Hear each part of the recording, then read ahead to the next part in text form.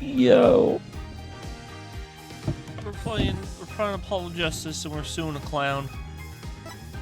Let's fucking go. I don't even remember what we did. I think we found out there's third person. We know who's the clown. Who's the clown guy? Who's the clown dumb? No. So we must defeat the yokai man before he starts friggin' doing stuff, bro. Wow!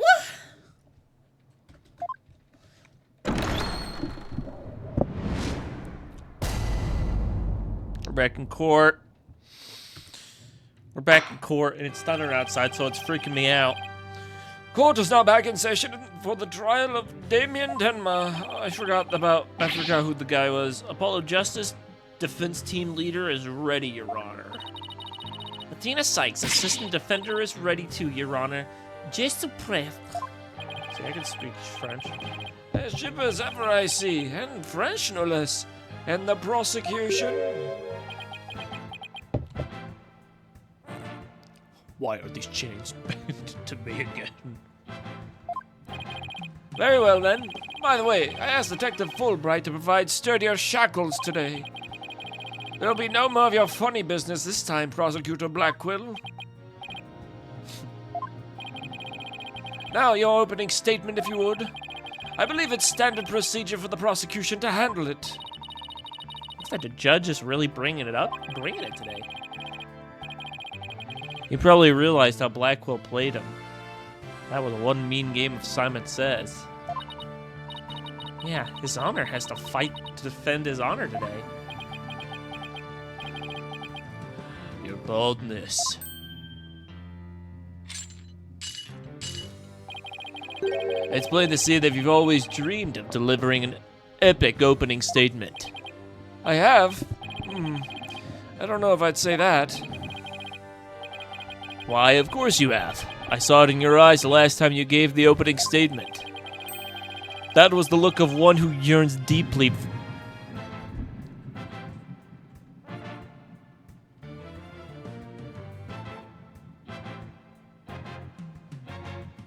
Damn!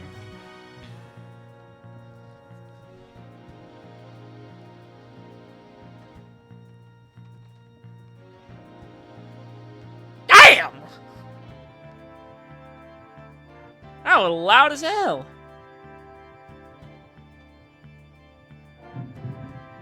I don't know if y'all can hear that.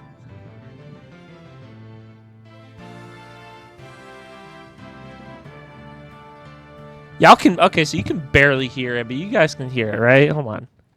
I want to mute the game. Listen to this shit. Thunderbolt!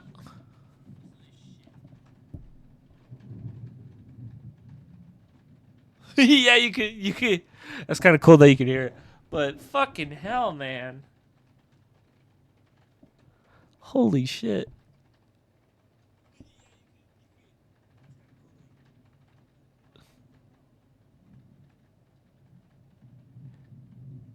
Goodness gracious. I don't know if y'all heard it from like a second ago when it was like it was a loud one. Holy fuck. Okay, whatever. Let's just get this over with.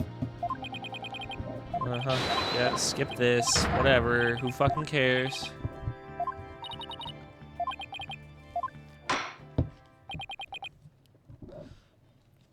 Who fucking cares? Well, in that case, I might just go ahead and make the opening statement myself. Ahem. In yesterday's session, we learned the shocking truth that the victim, Alderman Rex Cuby, was the Amazing Ninetails. We also learned that the Amazing Ninetails was a key figure in the yokai craze and anti-merger protests. It was further revealed that upon learning Rex Cuby's secret identity, Mayor Damien Tenma murdered him. The fact that the crime took place in a tightly locked room was also brought into light. Okay, yeah, okay, whatever.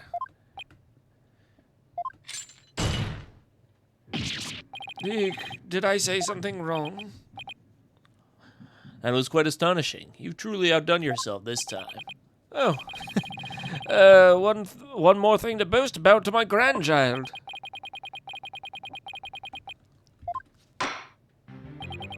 Now then, it seems the prosecution has called a new witness to testify.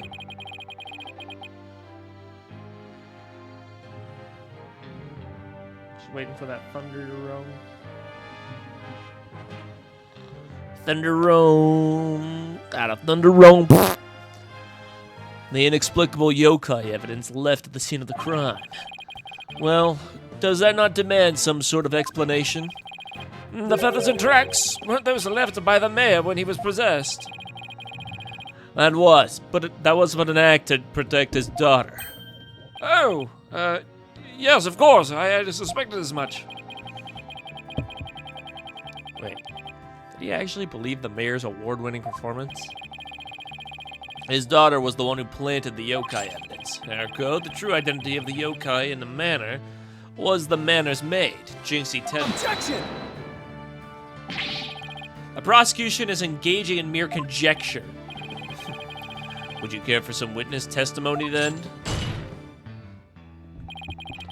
Well, I am ready to prove that the little scamp is the one behind the Tenmataro farce. Yeah, sure. Very well then. Oh, this is a weirdo. Mr. Filch, you made quite the hasty exit yesterday.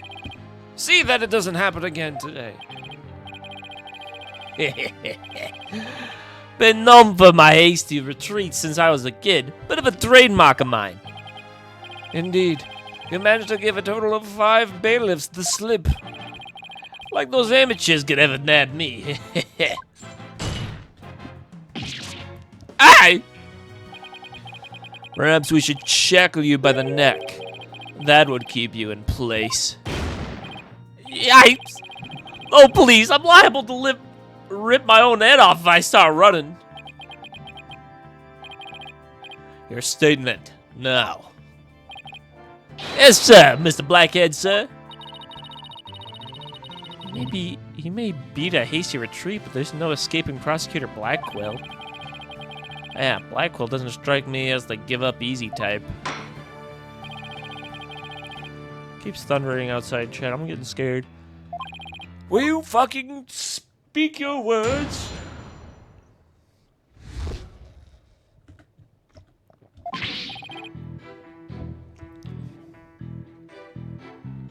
Oh, good. Temataro's really that little maid gal. Ain't no doubt about it. I mean, a Temataro I saw was just a little thing about her size. But a little run had a big old staff. I seen it when she came into the foyer. Bet you she stole it from the Forbidden Chamber after stumbling on the crime scene. She was gonna use it to wallop me on account of my fierce reputation. I just know it. I know it. So, Tenmataro was short in stature. And that's because it was Miss Jinxie Tenma all along. You betcha. Besides, all the rest of the manor were way taller than her. Feigning height is but an easy thing. But a big ox like the defendant could never pass for short. What if the Tenmataro impersonator was walking on their knees? Well, no knees walking, I seen it myself. Then perhaps that yokai really was Miss Tenma after all. All monsters are naught but tricks, either of mind or the cheap parlor variety. So you're saying she created an illusion like one of those magical eye things? Precisely. Human senses are easily deceived. Take the fellow in the cell next to me. Each night he cries and screams about some ghost he thinks he sees. But in truth, it was simply the janitor. Oh, Prosecutor Blackquill just gave up the ghost, literally. Okay, who fucking cares? Who fucking cares about half of this shit? Take me to the cross-examination now.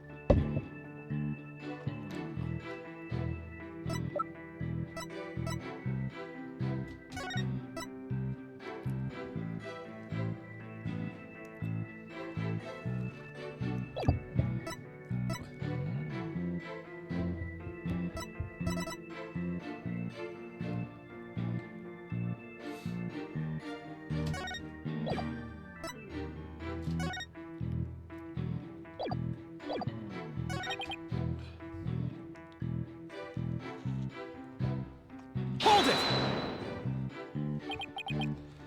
Well, you're not gonna brush it off by claiming the perp was short. It must have had a real nerve, cause you didn't. You ain't that tall yourself. Look who's talking, Mr. I've gotta stand on a box just to testify. Anyway, Mr. Filch, correct me if I'm wrong, but didn't you say that Temataro you saw had a staff? Cross my heart and hope to die. I know, cause it went jingle and jangle. And where do you suppose that staff came from? The staff, you say? Well, bet you she stole it from the Forbidden Chamber after stumbling on the crime scene.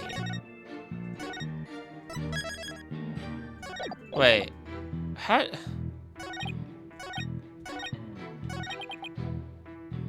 do you know it's from the Forbidden Chamber? That door isn't supposed to be open. Hold it! I suppose you mean to say that Jinxie Tenma entered the Forbidden Chamber to get one. Well, I ain't never seen a staff like that in the manor. So it had to be in the Forbidden Chamber. Oh, really? The stench of LaBelle is thick in the air today. Jinxie entered the Forbidden Chamber after the incident. Then she took the staff and tried to cover up her actions by pretending to be Temataro. I guess that's what Filch is trying to say? Could Jinxie have entered the Forbidden Chamber if she wanted to? Probably not. I mean, first of all, you'd have to solve the puzzle, which nobody knew the answer to the puzzle except for fucking Fox Magoo. Why did that yokai have a staff in the first place? Well, I've got my hunches about that. It's about to use the wallop me.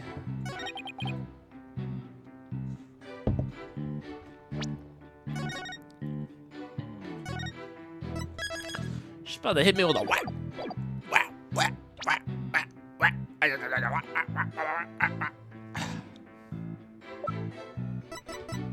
Objection! Anyways, that would have been impossible because I forgot her father swallowed the key. It would seem that Temataro was, in fact, not this innocent little girl. Huh? Wait, what?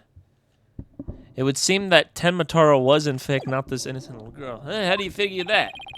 You claimed the Temataro you saw had one of those staves from the Forbidden Chamber. But it would have been impossible for Miss Tenma to get a hold of one of those. Care to elaborate, Mr. Justice?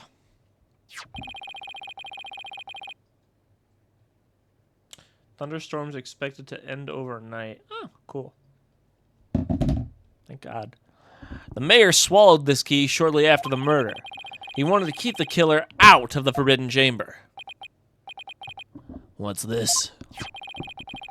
This key was deep in the mayor's stomach when Miss Tenma discovered the crime scene. So it would have been impossible.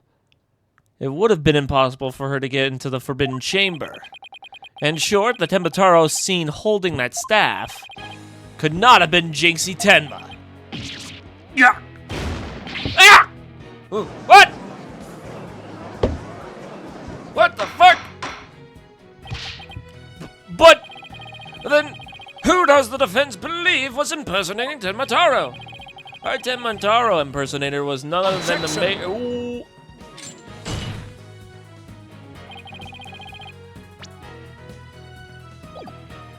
Such accusations beg evidence. Aside from his ghastly appearance, can you prove he is the yokai we seek? Yes, in fact, I can. Very well. Let's see where the defense is going with this. Mr. Justice, please show us proof as to the true identity of the Tenmataro impersonator. Take that! We found this hand cream in the Forbidden Chamber. And we know that whoever was Tenmataro took one of the stabs out of there. In short, I believe whoever this hand cream belongs to is the yokai impersonator we're looking for. But, Mr. Justice, how do you propose to identify the hand cream's owner? I'm glad you asked that, Your Honor. The defense requests a fingertip analysis on this piece of evidence. It might tell us who it belongs to. Interesting. So, you expect to find the yokai's prints there? Very well. I hereby call a short recess while we wait for the fingerprint result. No need for that, Your Boldness. We have the prints of everyone at the manor that day. You called Prosecutor Blackwell? Could anyone be more whipped? Fulbright, analyze this for prints. You have 3 minutes. Your wish is my command. Very well then. I guess we'll just wait right here.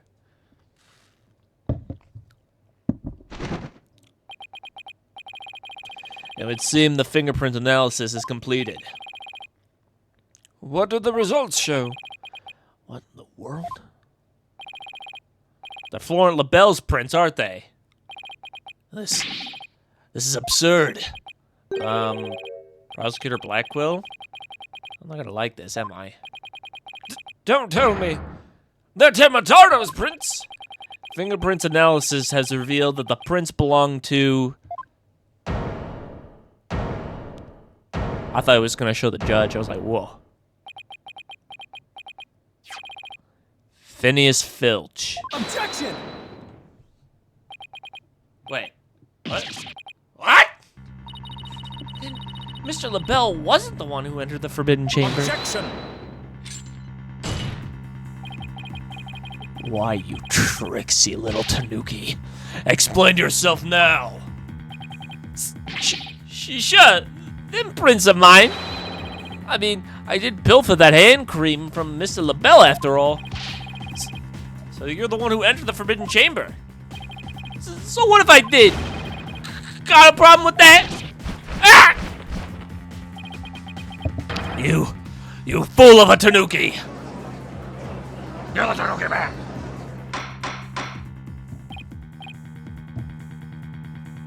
Order! Mr. Justice, care to explain what this could mean? Excellent question. The fact that Mr. Filch was in the Forbidden Chamber... Wait a second. Does this mean the Temataro holding the staff was Phineas Filch? Yipes! Another cat in the bag! Mr. Filch is Temataro.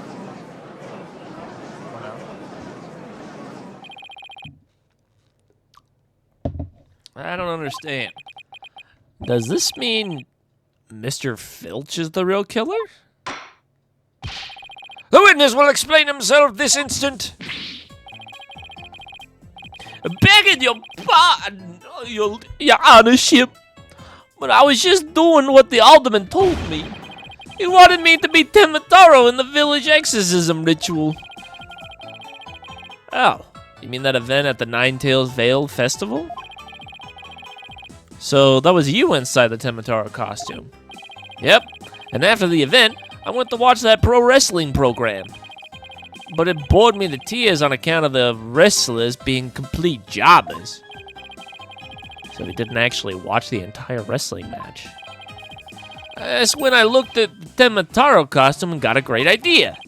Nobody can tell it's me while I'm wearing it. And because of them superstitions, no matter what I do, the villagers won't say a word. In other words, you use the superstitions to effectively render yourself invisible. Why did you want to enter the Forbidden Chamber in the first place? Because the treasure in there.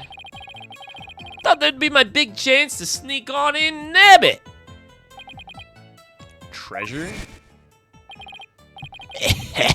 We already know about this. He went in there not knowing his grandfather had already pilfered it. Guess that's one tale that didn't get passed down from grandpappy to grandson. Wait, how exactly did you get into the Forbidden Chamber? There was a meeting in the Fox Chamber that day. Plus, the mayor swallowed the only key that could open the Forbidden Chamber's door. You couldn't have possibly gotten in. I could through the air vent in the foyer.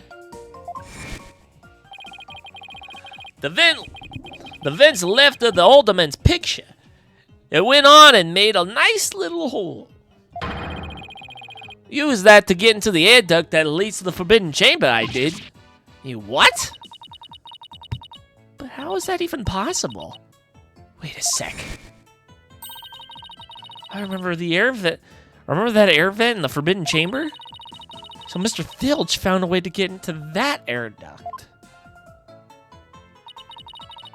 And that's how he got from the foyer vent to the Forbidden Chamber vent?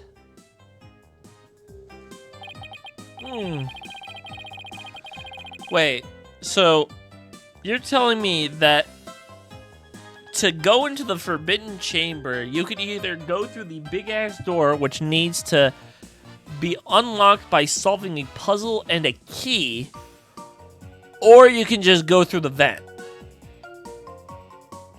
What kind of brain-dead person made this fucking shit?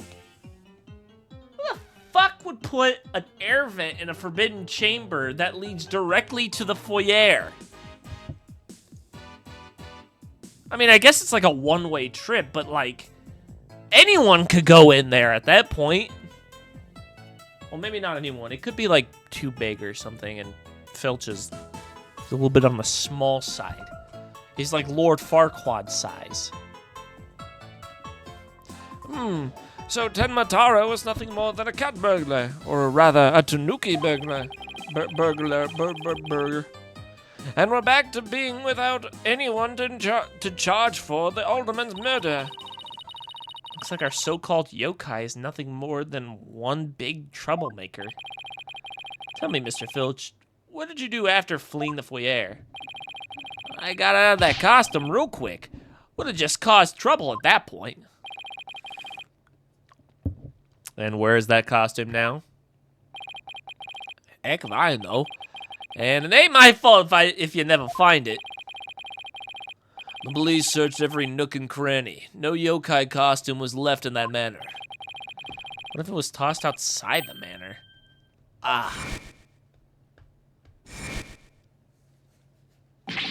No way!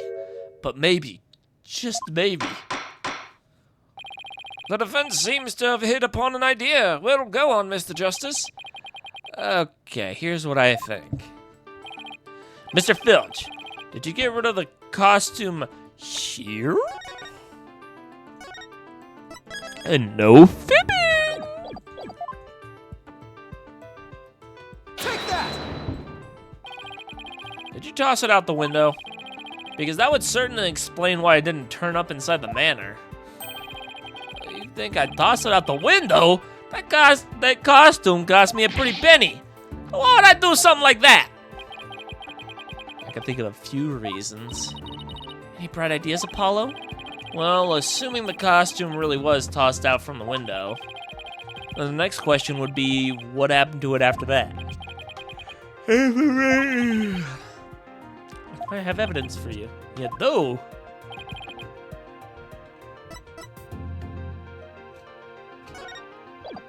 Take that! That's the Madaro flying through the sky. And just how does that prove Mr. Filch threw his costume out the window? It's quite simple. That's not Tenmataro in the photo. It's the costume Mr. Filch threw out. That's crazy talk. You ain't serious, are you? There's a steep cliff right outside the foyer window, meaning the manor is pretty high up. The costume flew through the air after it was tossed out. That's when the photo was taken. In other words, the photo of Temataro was a flight of fancy. It really was a flight of fancy. Oh, what? Yikes! Guys, I'm Batman. Oh my! So there really was, there really never was a yokai. I almost said a joker. Oh, I can't keep any of them cats bagged. Can I still file a claim for the lost costume? This more than proves the defense's position. Jinxie Tenma had nothing to do with staging the yokai sighting. Care to raise any objections, Prosecutor Blackquill? No, none whatsoever. I'll deal with that Trixie Tanuki after I've dealt with this case. Ooh, yay! We did it. We did it. Yeah, we did. Oh, we didn't do it, but like we did it. Good going. Now all we have to do is make Florent LaBelle take the stand. Objection! Sheathing the sword a bit early, are we not? Nothing has been proven beyond a doubt. Take this tricksy little Tanuki, for instance. How do you suppose he was able to exit the Forbidden Chamber? Probably the same way he got in. Through the chamber's air vent. That wouldn't work, because now that would conflict with Jinxie's testimony, which means he ran down the stairs. You know he ran down. You know he ran down. You know he ran down that shit, you dumb fucking bitch. Come on now, bitch. You are a dumb bitch. And what are the feathers and tracks of this at the scene of the crime? They would suggest that the Tanuki exited through the chamber door, not the air vent. Objection! But the Forbidden Chamber doesn't open from the inside. So what you're saying makes no sense, right? Someone on the outside opened the door for you. Isn't that right?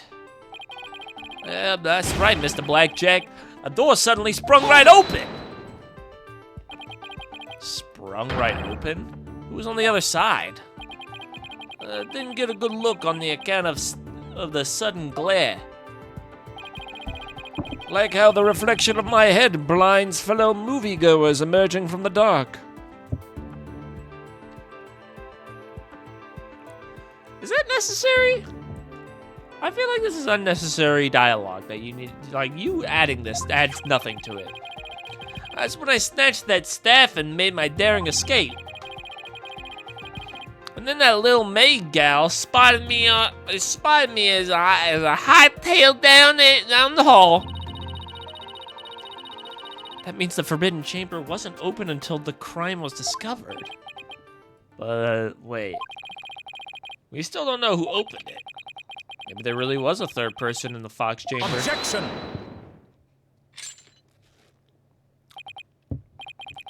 Well, you little Tanuki, when the Forbidden Chamber opened, did you see the accused passed out there? Nope. Only one there was the only one there was Alderman, and he was dead as a doornail. If the accused wasn't there, what do you suppose he was up to? Uh-oh. I don't like where this is going. Don't tell me. Clearly, the only one who could open the Virgin Chamber was the accused, Damien Tenma, but the key, but why did he swallow the key? It doesn't mean. I was just like, why did he swallow the key? Wait a second. There has to be somebody else besides Mayor Tenma there. Really? And who might that be? Oh, well, that would be... Objection! It seems our feisty little lass has forgotten the most important thing, evidence. Oh yeah, because we don't have evidence no more. Because the hand cream. had what's-his-face's fingerprints on it. Had Filch's, not LaBelle or whatever his fucking dumbass name is. Although, if he nicked it off of him, that probably means, you know, he was there.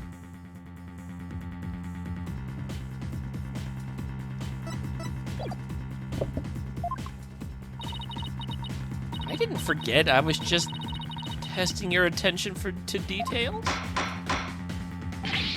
Miss Sykes, you can't prove your point without proof of some sort. It's a proven fact. Sorry. I guess I put my foot in my mouth again. No, Athena, we're definitely onto something here. We are? Think about it. Filch was stuck inside the Forbidden Chamber.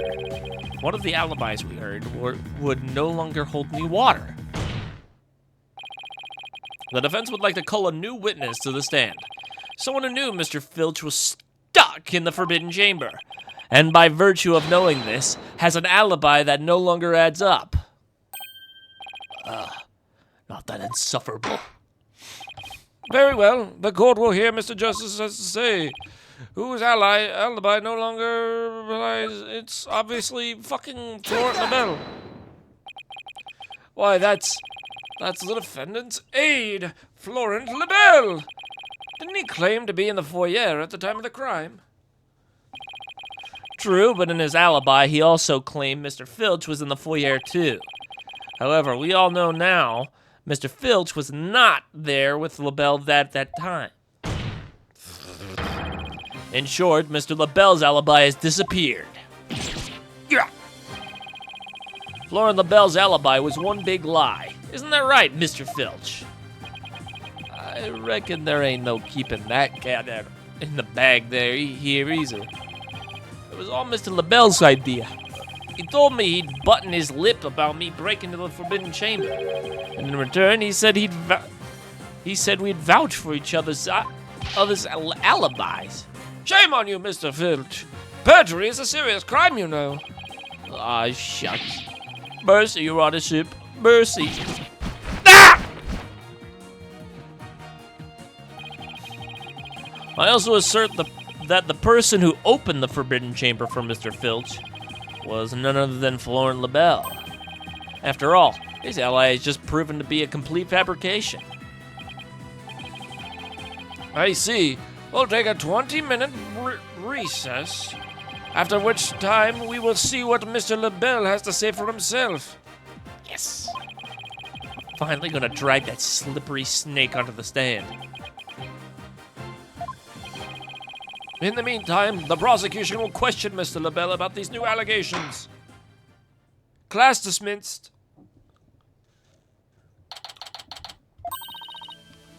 We did it, Apollo. We finally dragged Mr. LaBelle into court.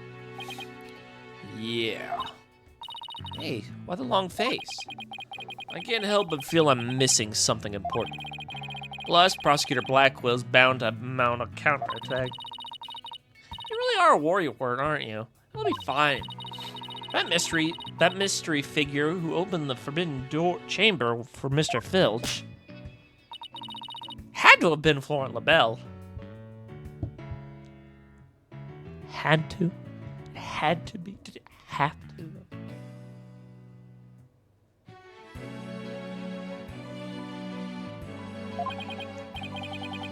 I know, but that's not what's bugging me. I wish I could put my finger on it, though. At any rate, the big showdown with Mr. LaBelle is up next. So chin up, Apollo!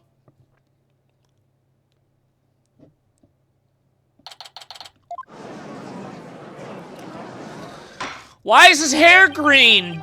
Why is your hair green and you're wearing a purple jacket? Are you the fucking Joker now? God damn it, he's the Joker. Yes, I'm acting on behalf of the mayor in this very important matter. It seems the witness is predisposed at the moment. Surely you jest. I will hold you onto your promise, remember that. Oh, my deepest apology. This is Florent LaBelle, personal personal aid to Mayor Tenma, or should I say, the accused. Ouch. Like the poor mayor hasn't suffered enough. Well, what business do you have with me? I'm a very busy man, so let's make this as brief as possible. Your baldness. Ah, right. Mr. Filch's testimony has revealed a hole in your alibi, and for this reason, you are suspected of having some sort of connection with the case at hand. To think I'd be associated with this entirely lurid affair. Hold on, I'm getting another call. Well, I'm not, so may I go now? I have very important matters to attend to. Objection! I don't think so, Mr. LaBelle. Do you realize what a serious crime you've committed? Witness, you are being accused of perjury. This is your chance to clear the air. Fine. The truth is, I faked my alibi for a very good reason. The mayor was obviously the killer, so I created a fake alibi to confuse the matter. You see, as his personal aid, I felt I had to protect him. Sorry.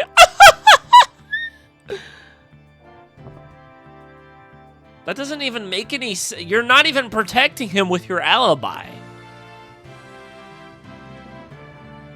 Because he's still the accused.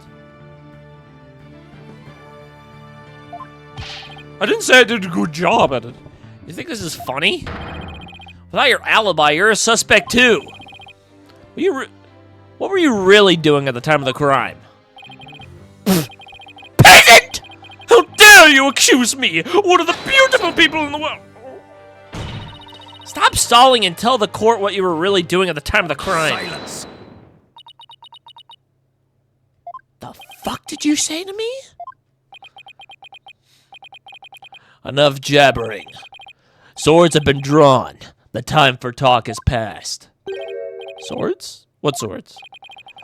This is a duel to the death. The fate of the accused rests in our hands. Begone, ye of cowardly heart. The battlefield hath no place for ye. Again? Oh my. Spare me, please!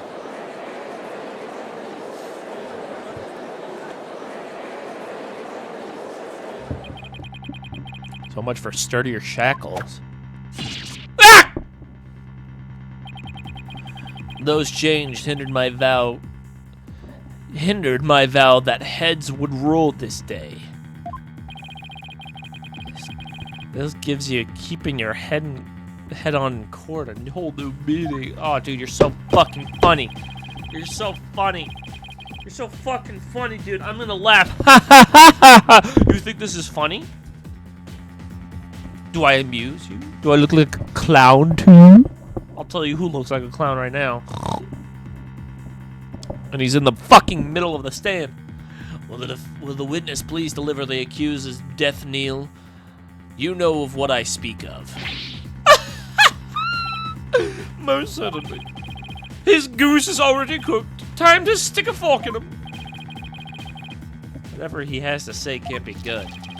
As I told the prosecutor Blackwell during the recess, I rushed right over to the Fox chamber when I heard little Jinxie scream.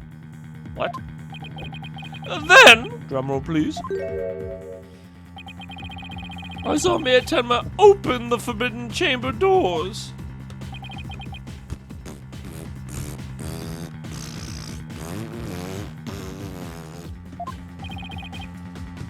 There you have it.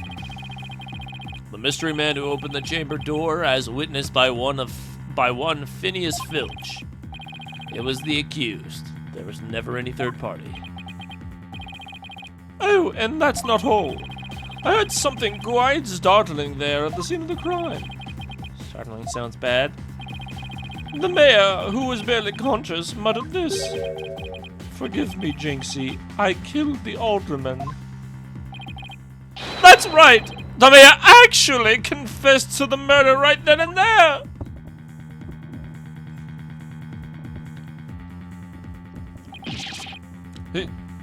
He confessed!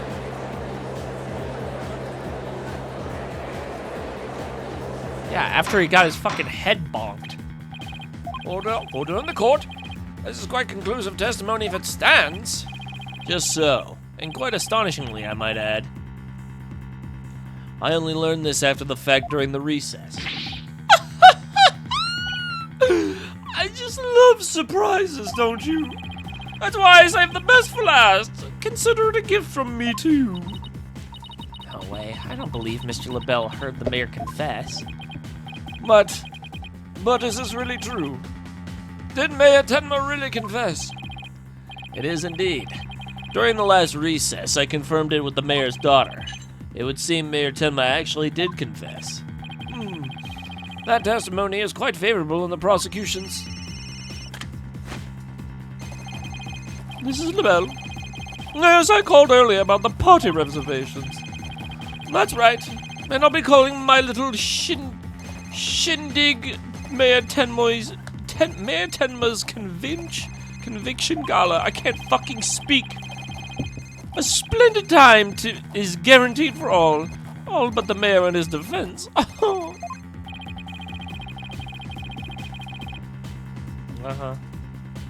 Well, as it seems our witness is a very busy man, let's get right to his testimony. Mr. LaBelle, please tell us what you saw when you came upon the scene of the crime. Give me the testimony, give me the testimony, give me the testimony, give me the testimony. Breathe in. Breathe out. Breathe in. Breathe out. I can't breathe through my fucking nose, so I'm having trouble right now. But you can call me. Call me maybe.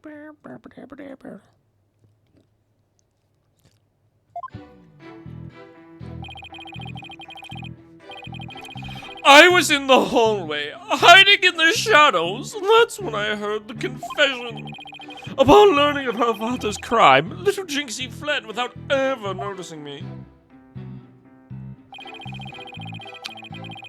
Immediately after that, the mayor came too, stood up, opened the forbidden chamber. As I ran in terror, the demon emerged from his prison. That doesn't much make sense, but whatever. In shock, I fled down the hallway to my right, to the one with the phone again. Again, that conflicts with Jinxie because she was supposed to be there calling the cops, but now all of a sudden you're this doesn't make any sense, bro. This doesn't make any fucking sense.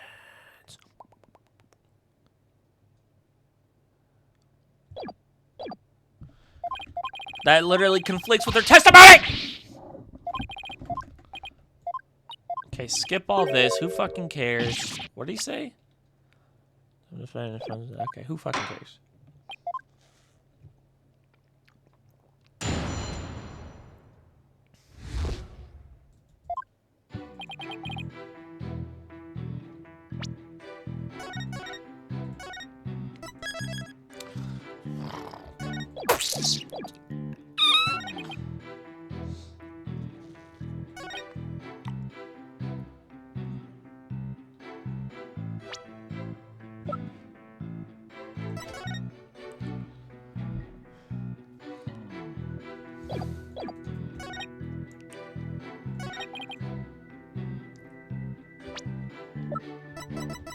Objection! That conflicts with her testimony.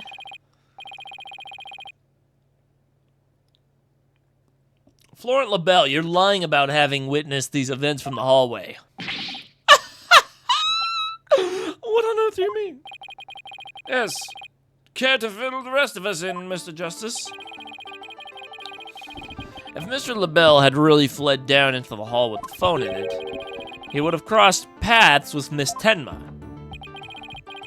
What's this? After she discovered the crime scene, she immediately went to call the police.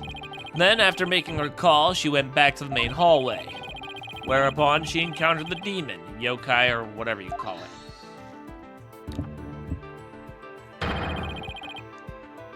As for me, I call it Phineas Filch in the Tenma Taro costume. The encounter happened right here, where the hallways meet. And as for Mr. LaBelle, he had fled. If he had fled here, feigning escape from the yokai imposter. Why, yes, the two would have crossed paths. Right. Except Miss Tenma told us that there was no one else in the hall. In short, Miss Tenma did not see you in the hall because you were never really there. Oh, my eyes! My beautiful eyes! That's a fabulous scent now, is it, bitch? But, Mr. Justice, the witness also stated that he heard the mayor confess. If he was lying about hearing the confession from the hall, then where was he when he heard it? Inside the Fox Chamber, where else? But isn't that within the very crime scene? It is, Your Honor. And that means he's not really a witness. Rather, he's a third party I've been alleging this whole time.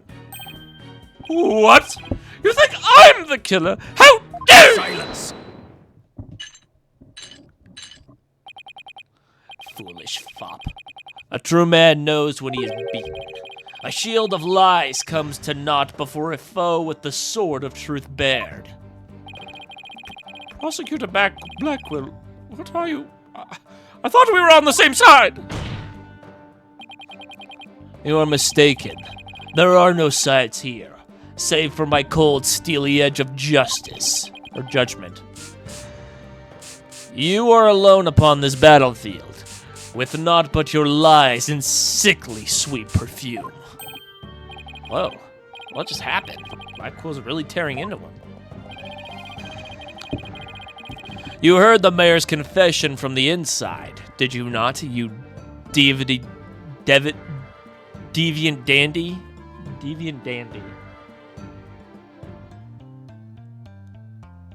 Deviant dandy. For the sole location from which you could have seen and heard the mayor and the Tanuki. Without either of them noticing, you were right there in the Fox Chamber. Oh my.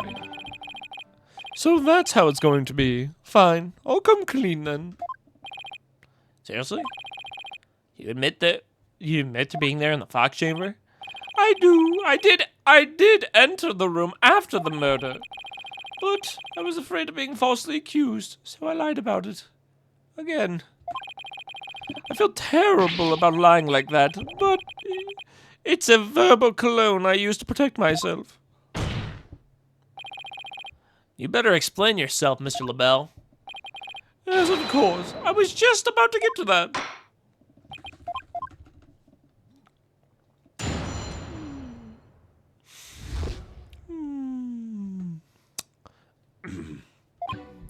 I did enter the Fox Chamber after the murder, but I didn't enter until after Jinxie had heard the confession and left.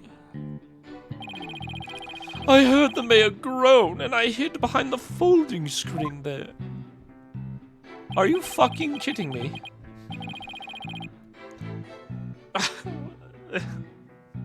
Alright. Let's humor him. What I saw there up close, it was absolutely horrifying. So you see, I was there, but merely watching from behind the screen.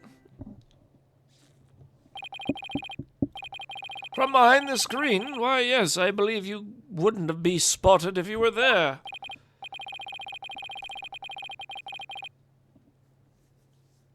Unless you just, you wouldn't be spotted if there were no eyes looking for you.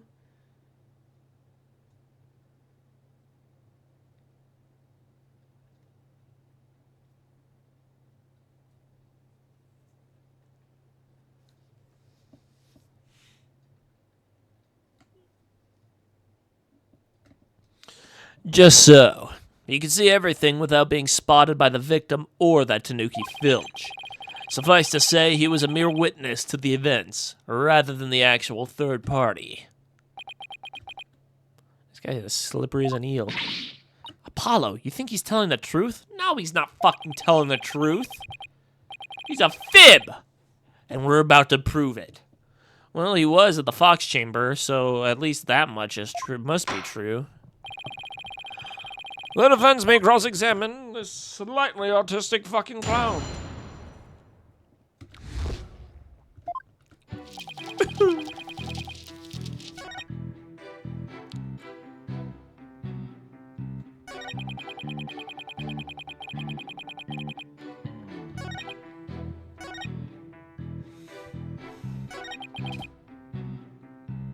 Hold it!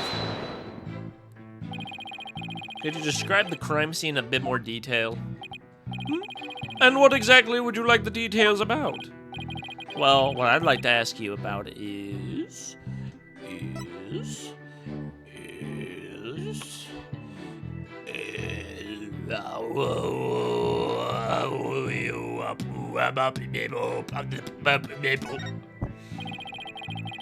Could you describe the Forbidden Chamber at the time? If it was shut tight after the mayor opened it. He's really trying to stress that it was the mayor who opened the Forbidden Chamber.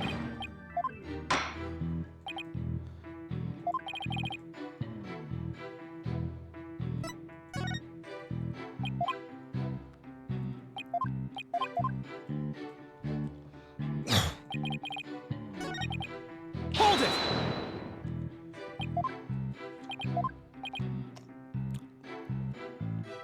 How about the murder weapon? Could you describe the state of the weapons that have been used at the scene? The spear had been thrust all the way through Alderman Cubey. Then there was that statue the alderman used to bludgeon Mayor Tenma. That incredibly inspiring symbol had fallen to the floor. All right, the statue. Why would he find it inspiring? Why exactly did you find the statue inspiring? Well, when I saw that statue, I felt as if the merger had been realized. It was like a celebration of union between town and village, an inspiring symbol of goodwill. Broken statue next to a bloody corpse. Real inspiring. Yes, it's very important.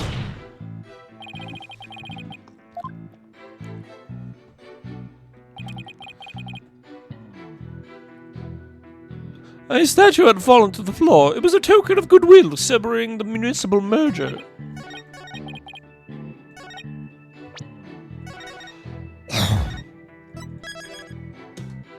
Piss.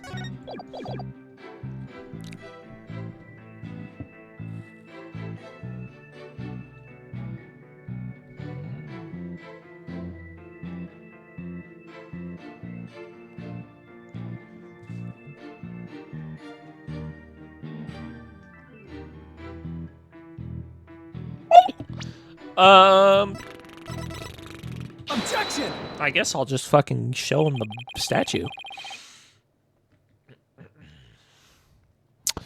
Your lies have finally betrayed you, Mr. LaBelle.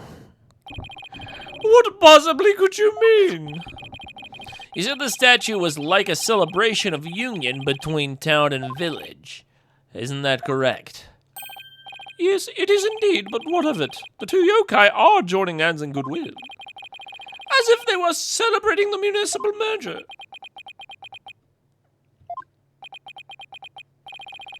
Something the matter? So, how did you really know that this statue was meant to be a symbol of goodwill again? What? Justice Dono. Explain yourself and make it quick. The statue was meant to symbolize goodwill in its original form, but that was a secret. A secret? Whatever do you mean? What I mean is that it broke when someone used it to strike Mayor Tenma on the head. What's left clearly makes it out the two yokai are battling it out. The statue's secret and its true form were lost inside the locked room. For Miss Tenma is the only living soul who should know what it once looked like. So, Mr. LaBelle, where could you have possibly seen the statue in its original form?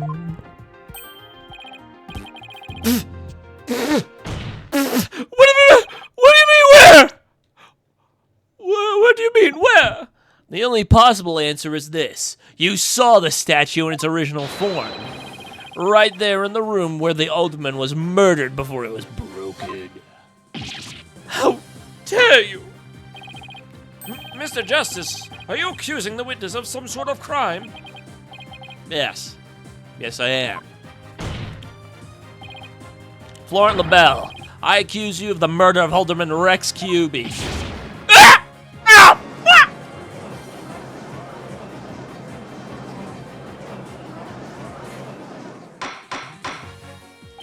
Order! Order! Mr. LaBelle! You've been accused of murder. Do you have anything to say in your defense? How could you possibly accuse me? Way to go, Apollo. This is conclusive evidence. This is the conclusive evidence we needed. Magnifico. Magnificent. We've got you now. We know you killed the alderman, now admit it. Silence.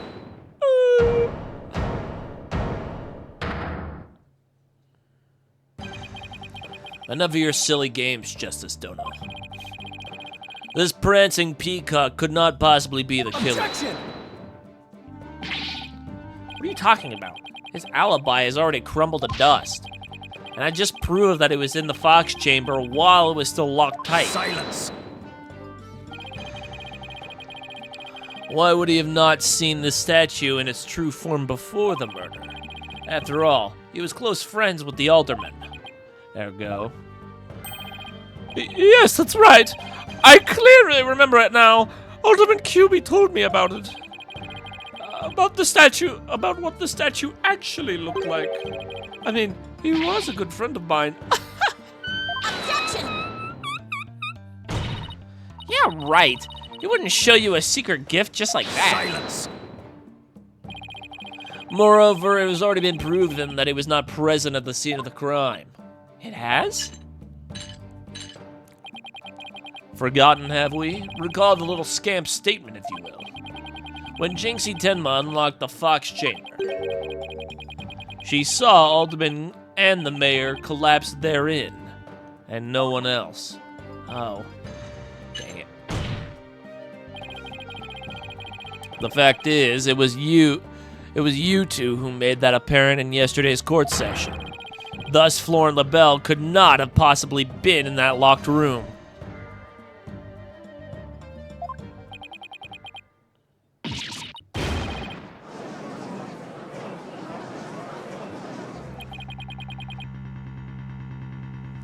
I just don't get it.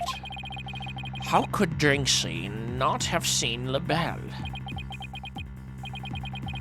The proof is incontrovertible. No room for debate exists. Am I not right, your baldness? It does seem awfully conclusive. The facts point to the defendant and victim being the only people in the locked room. Moreover, the defendant has already confessed. Objection! Silence. You cannot defend the indefensible. Your role in this charade is over, Justice Dono. Your baldness. This trial would last an eternity if we were to keep crossing blades with these simpletons. It's high time we brought down the hammer of justice.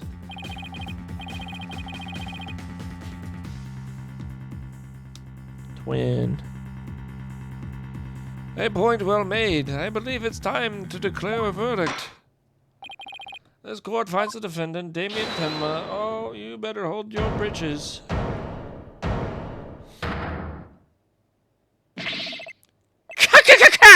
It would seem that my time is at hand. Mayor Tenma? Counselor, there is a matter in which I must testify. I recall it now only for your good graces. Counselor? Oh, right, he means me. Has he finally remembered what happened before his blow to the head? Bailiff, don't just stand there. Seize him! It's no good. I can't restrain him. No me in despair, for I am Tenmataro, Demon Lord of the Yokai.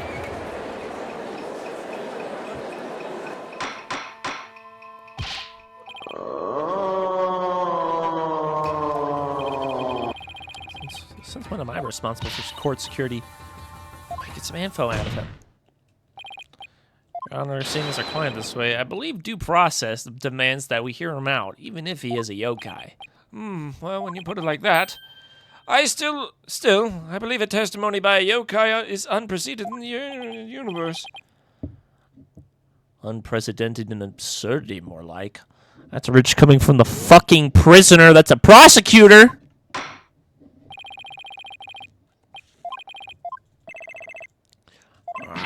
Heed my words.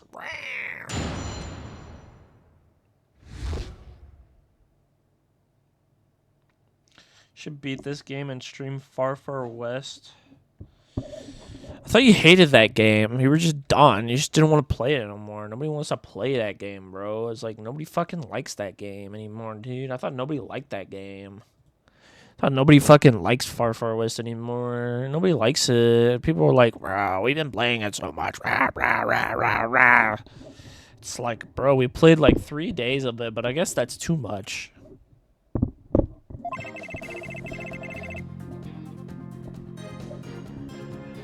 Since when were you fucking... You burned yourself out? I didn't burn myself out. The only reason I'm not playing it is because you jokers won't play it. Josh played like 1 day of it.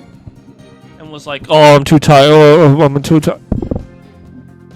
And then you're over here being like, I gotta play Counter-Strike. I gotta play Counter-Strike. I gotta play Counter-Strike. And I'm like, well, alright. And I didn't want to play it by myself because I didn't really care for it like solo, so I just didn't play it.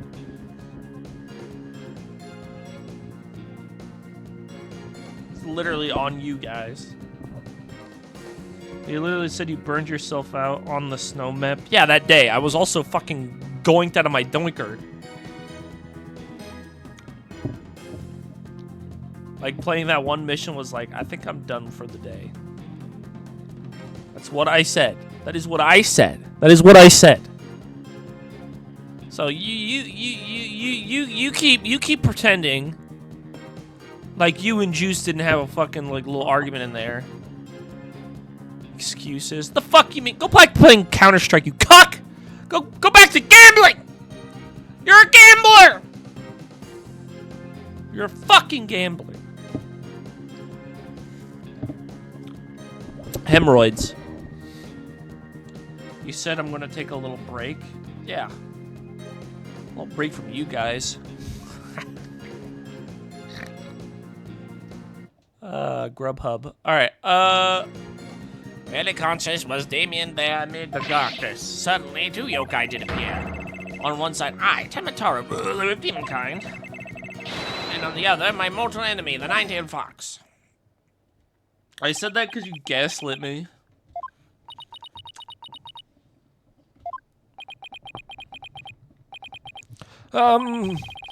So is the defendant asserting that the room he was in was very dark at the time?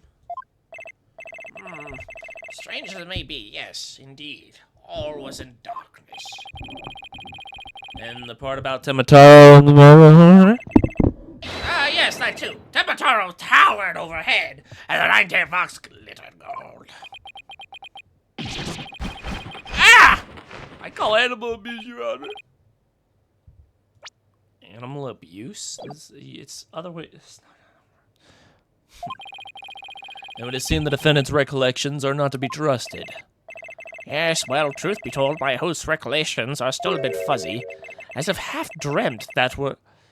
As if half dreamt that happening lingers in his mind. Well, maybe I can help here. Really? Oh, you mean... Yeah, he's a fucking schizophrenic. Maybe just fucking do your little gooby gooby goo goo goo magic. Like father, like daughter, I guess. Beep,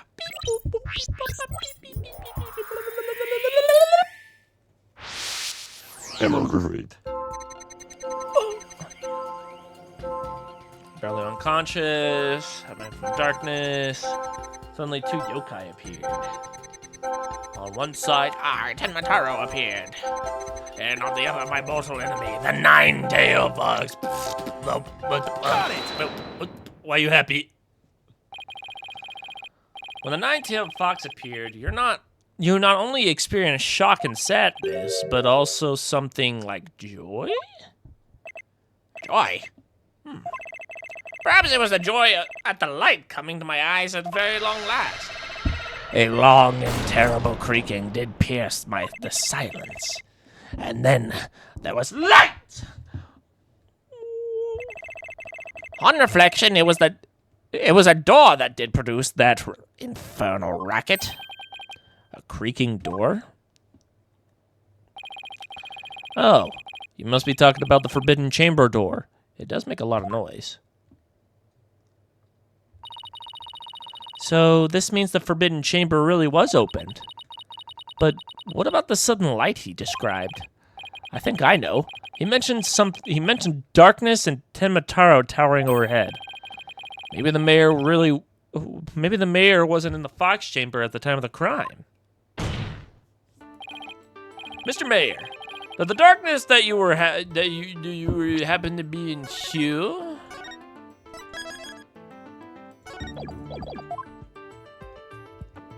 Take that! The Forbidden Chamber? Was it not the Fox Chamber where the victim murder did occur? Yes, but it all makes sense if you were in the Forbidden Chamber. The terrible creaking sound was probably the Forbidden Chamber's door opening. And the towering Tenmataro you saw? Most likely the Forbidden Chamber statue. Yes, that would explain it. The darkness and the staff and the demon's grasp.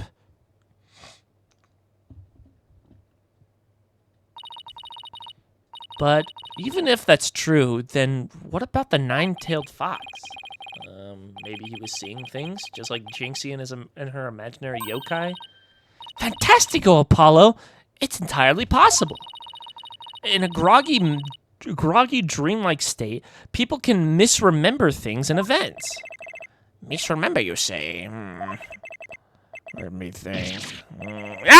I do believe I remember now. That was not the 9-tailed fox, it was the amazing 9-tails.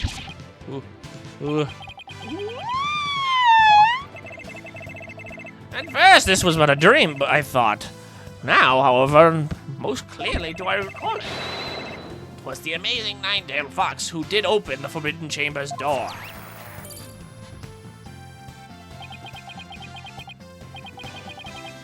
Sorry I asked. The amazing 9-tails? But that was the victim, Alderman Cubie, right? Yeah. Why would he open the Forbidden Chamber? Wasn't he trying to keep it sealed? Never mind that. This is completely new information. Let me enter it and run an update.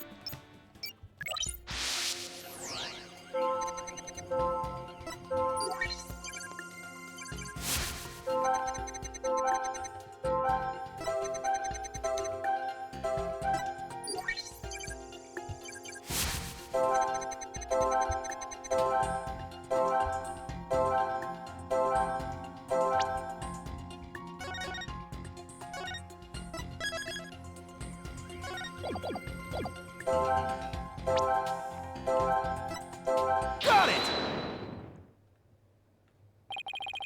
When the amazing 9-tails opens the chamber, banishing the darkness within, you felt joy, but didn't you also feel shock and sadness?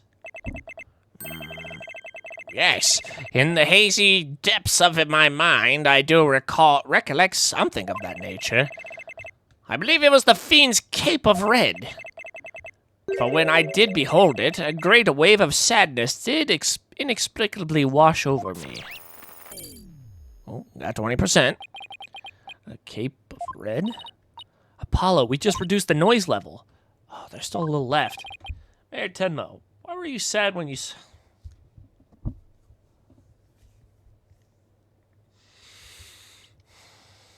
God, this is so fucking dumb. It's just so stupid fucking line of questioning. Why indeed? Blah blah blah blah blah blah blah blah blah blah blah blah blah blah. Really conscious was Damien there on your floor.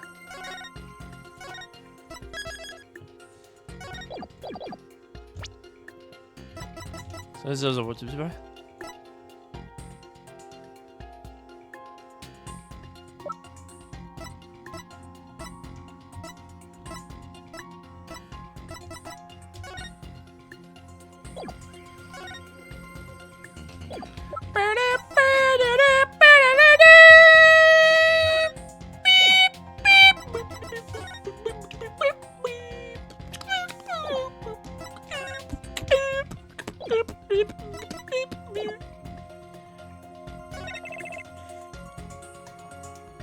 Amid the darkness, a mighty statue of Tenmataro loomed overhead.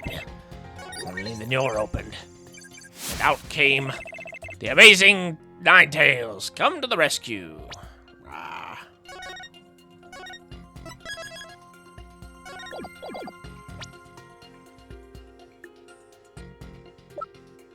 Objection! You said the amazing Ninetales cape was red. Are you sure about that? Yes, well, I do believe it was a red cape I saw, but... You fucking bitch. Mayor Tenma, look at this shit. Does this cape look red to you? Oh, that certainly does not look red. Not even scarlet or crimson either. It's the same, whatever. Nevertheless, upon my liberation, something red did fill my yet hazy field of view. That's probably blood. It could be blood, like, flowing into your head. Because you were bonked on the head pretty badly. So maybe when you got blood, like, started flowing to your eye, and so it's, like, hard to see. And I thought to myself, the amazing Ninetales is arrayed in a cape of red. So you mistook that red something for his cape, then? Yeah, see, he's bleeding in his eye. His eye canal. Well, apparently so. And remembering it now brings a great sadness upon me. I can't tell if the motherfucker is normal or not. I'm gonna assume he's normal because he's not speaking as Tenmataro. He's speaking as Tenmadaro, whatever his Damien Taro, or whatever his fucking name is. Damon. Damien Tenma.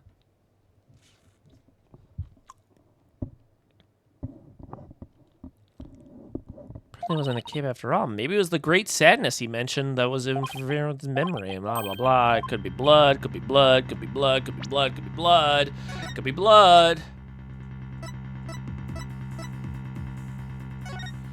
Could be blood. Is it blood?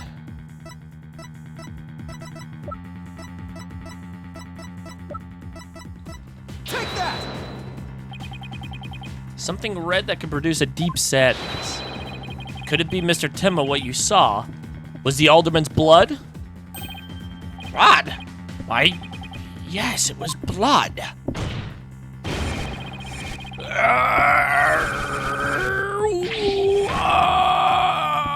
Is he constipated? Like, what is happening? It's all coming back to me now. It wasn't a red cape that I saw. It was lying behind the amazing Ninetales, the alderman's bloody body.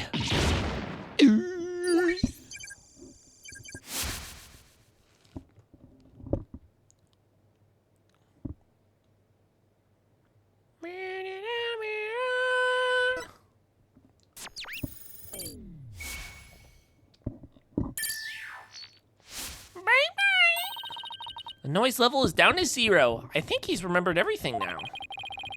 Does this mean the amazing Ninetail killed Alderman QB? But the alderman was the amazing Ninetails, so how exactly would that work? I asked you first. I asked you first. Well, Mr. Justice, you sure know how to make a complicated matter even more complicated. True, but at the time of the crime, our client was in the Forbidden Chamber. Moreover, Silence. which we can't prove.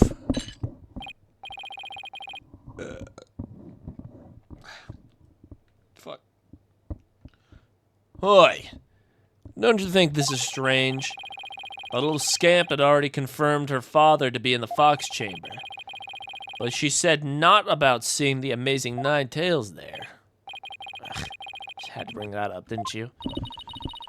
Jinxie didn't see LaBelle there either. That's so weird. Who really was in that room then? Would the defense care to share any theories with the court?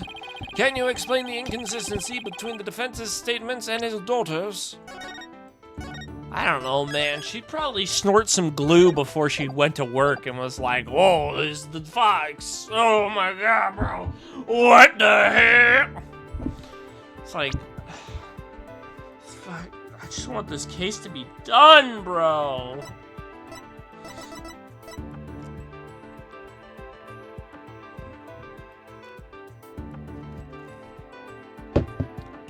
White hair inside. He has white hair. He has brown hair. He's dead. I say white hair? I wonder if it's LaBelle. It's probably LaBelle who is in there.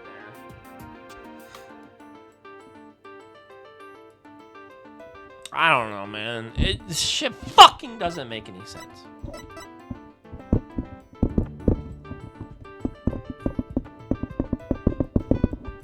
But can I explain the inconsistency between the defendant and his daughters?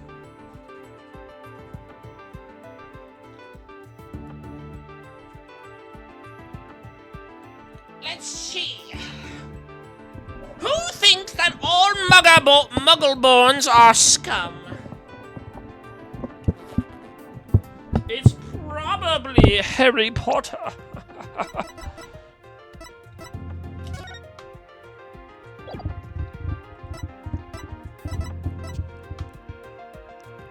Was washed by the riverside.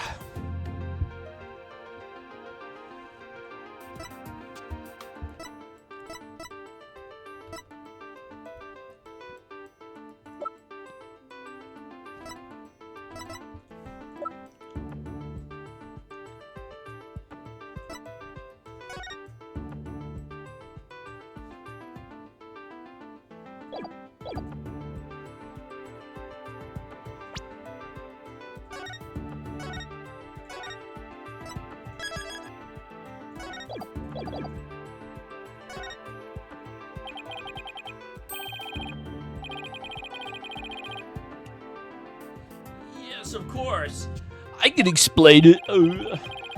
Not with more of your bluffs and fairy tales, I trust. Fair warning, Justice Dono. I shall have your head if you fail to explain this. What's a good old-fashioned penalty? What about a good old-fashioned penalty? Well, Mr. Justice, if you have a head worth keeping on your shoulders. First of all, Mr. LaBelle was definitely in the Fox Chamber while it was locked. We also know that Mayor Tenma was in the Forbidden Chamber based on his testimony. These two facts are crucial in my explanation. So, let us consider the following question. If the facts point to Flora LaBelle and the victim being there at the scene, why did Jinxie Tenma see the victim and her father, Mayor Tenma? A very good question indeed, and I propose you have an answer for us. Sadly, you would be supposing wrong.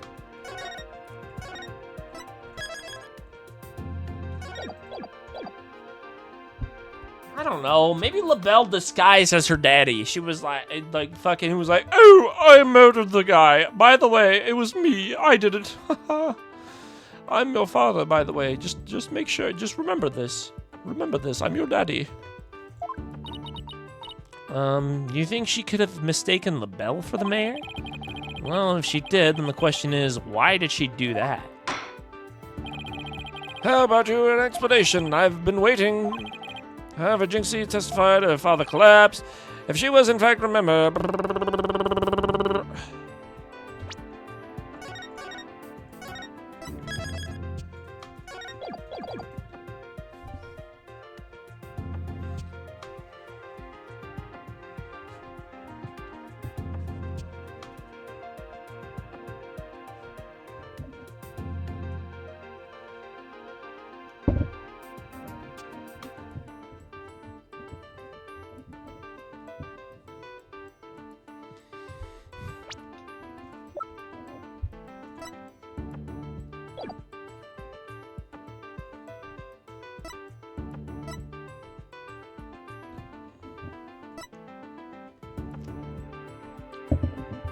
I feel like saying she's confused doesn't really elaborate anything.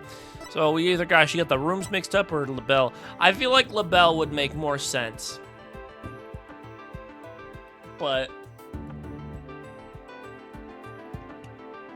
I just don't see how I would explain that.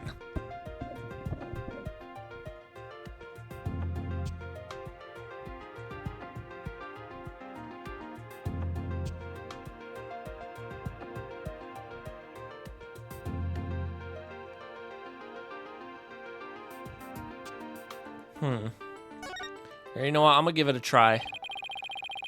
I'm gonna give it the good old college try. The figure Miss Tenma was not her father. It was Florin LaBelle disguised as Damien Tenma. That is completely impossibility. That's a complete impossibility. Their faces are utterly unalike. How do you explain away that with a mere disguise? Yes, they both do have incredibly distinct faces.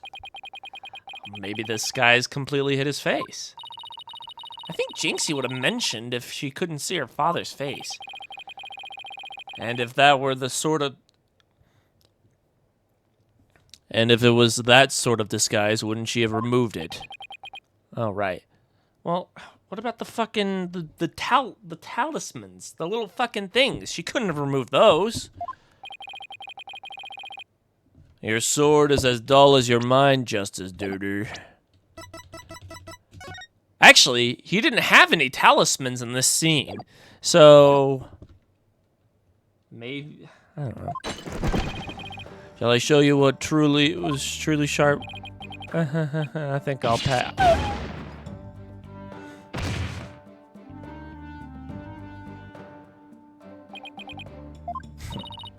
You okay, Apollo? I'm not fine. Am I? Well, now that we have that little fairy tale out of the way, your baldness, your verdict, if you will. Mr. Justice, I believe it's time for a verdict if you have no further arguments. Apollo, remember what Mr. Wright always says? When you're struck, turn the case upside down, turn it upside down, or turn it up. Let's see. Rather than Jinxie didn't remove the disguise, maybe she couldn't remove it, and rather she didn't tell anyone about that disguise. Maybe it was she couldn't talk about it. Wrestler's mask is more important than one's own life. He'd never unmask himself in front of others. But if there are matches where the wrestlers battle for the right to remove each other's masks. To have your mask torn off is the worst humiliation a wrestler can suffer. That's why the masks are more important to them than life itself. Wow. Wow. And what about the fact that it was the nine-tailed fox who opened the door? The mask can't be removed in front of others. Can these facts be turned into...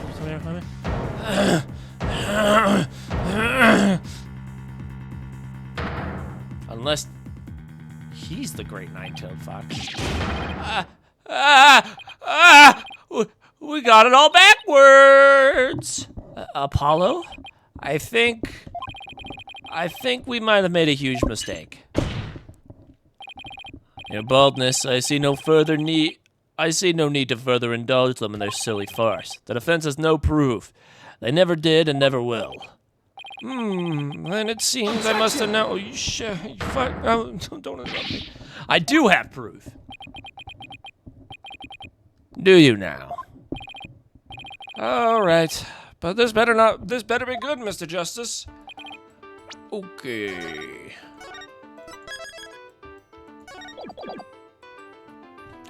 We can solve the remaining riddles by turning all of our assumptions upside down.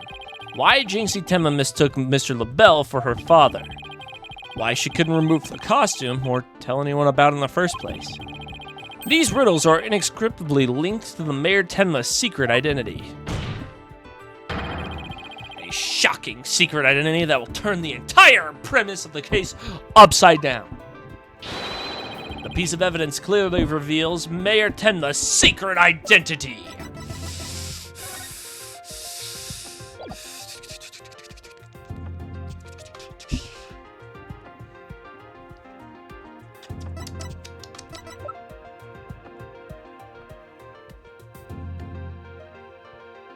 Take that!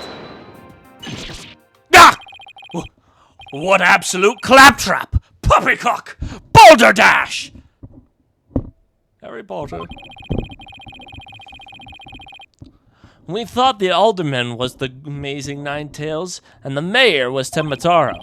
That's why we believe the mayor killed the alderman in his lust for Ninetales Vale.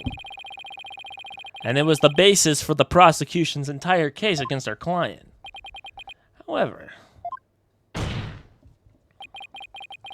we got the whole thing backwards. Maybe Tenmataro wasn't Tenmataro at all. Mayor Tenma wasn't Tenmataro at all. He was the amazing Ninetales.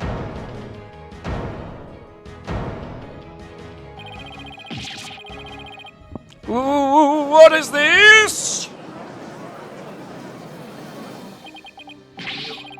You'd best explain yourself, Justice Dono. And from where you derived such a far-fetched conclusion. Jinxie, no doubt, knew the true identity of the amazing Ninetales. But she couldn't tell anyone no matter what. That's why she didn't say it was the amazing Ninetales who she saw passed out. She said she saw. Even though, unbeknownst to her, it was really Florent LaBelle in disguise. Silence! The accused and the deceitful dandy are utterly dissimilar in physical build and voice. The little scamp would have seen the difference. Objection! Remember, Mr. LaBelle has his very own brand of cosmetics. Why couldn't he fake a different build too? I don't know. Yeah. Is he on? Did he decide to take steroids or some shit that day? Like, what the fuck? And anyone speaking through a mask would naturally sound. Silence! Why did she not simply pull the mask off? Okay. Come on, man. That's a stupid fucking question. Objection! A masked wrestler's disguise is more precious than life itself. As a huge fan of the amazing Ninetales, she would never dare unmask him.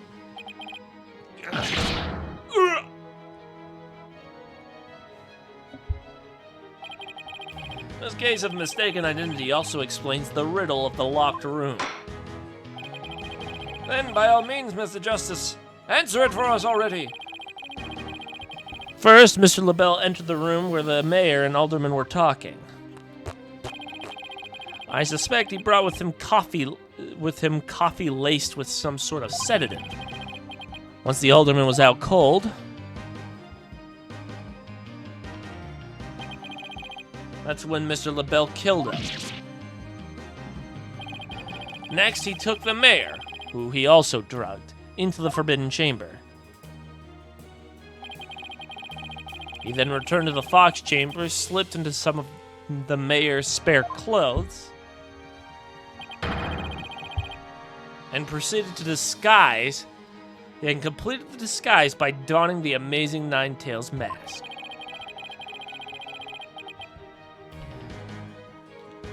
With his entire charade in place, Mr. LaBelle then let out a scream.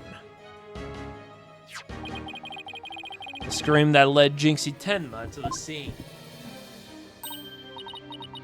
So then the person who said I killed Alderman QB was... Yep, that was Florent LaBelle in disguise. The mayor never actually confessed. Silence. This is more than guesswork and speculation. Now stop your jabbering Attention. and... No, you twisted samurai! This time you stop your jabbering and let me finish making my case. Ugh. Damn, imagine standing up for yourself in a Phoenix Wright game. Cringe. Once Miss Tenma left the scene,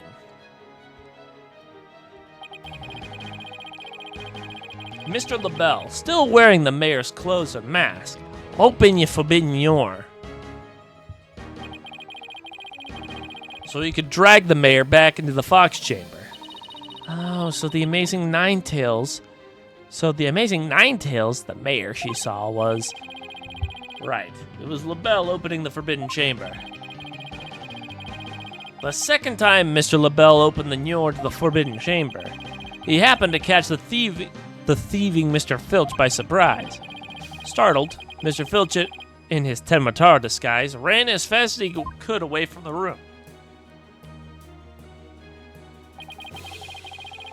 And as he did, he left behind him a trail of feathers and tracks, and gave Miss Tenma the scare of her life in the hallway. With no one left to witness the events that had occurred, Mr. LaBelle then proceeded to drag the sleeping mayor back into the Fox Chamber. I see. Well, that certainly does make sense. Then, after dragging the mayor back into the Fox Chamber, Mr. LaBelle threw the mask out the window and fled the room. Silence. For this absurd theory to work, it requires that the defendant be the Amazing Ninetales. However, he was the one pushing for the municipal merger. That such an individual could possibly be the Amazing Ninetales is preposterous.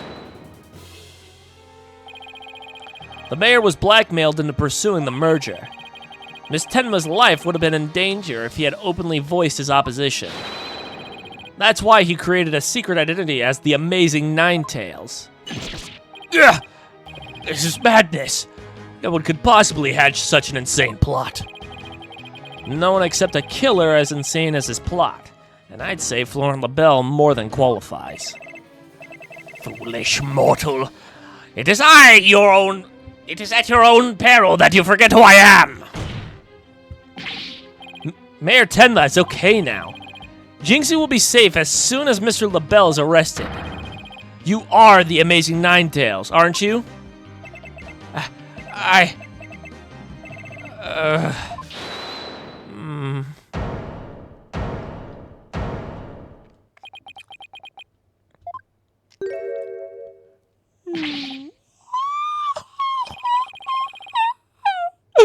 You have quite the active imagination. Mayor Tenma is not the Amazing Ninetales. What do you mean? Well, has the mayor admitted to it yet? Not yet. I mean, you did just kind of like interrupt. But also, like, shut the fuck up.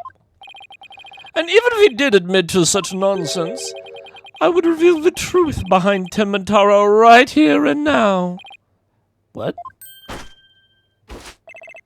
Why, you would dare reveal the secret? My good friend the Alderman told me all about it. But it wouldn't be good to expose the truth. What with the superstitions now would? The truth behind Tenmataro? What's he talking about? So go ahead! Say it! Say, I am the Amazing Ninetales! I dare you!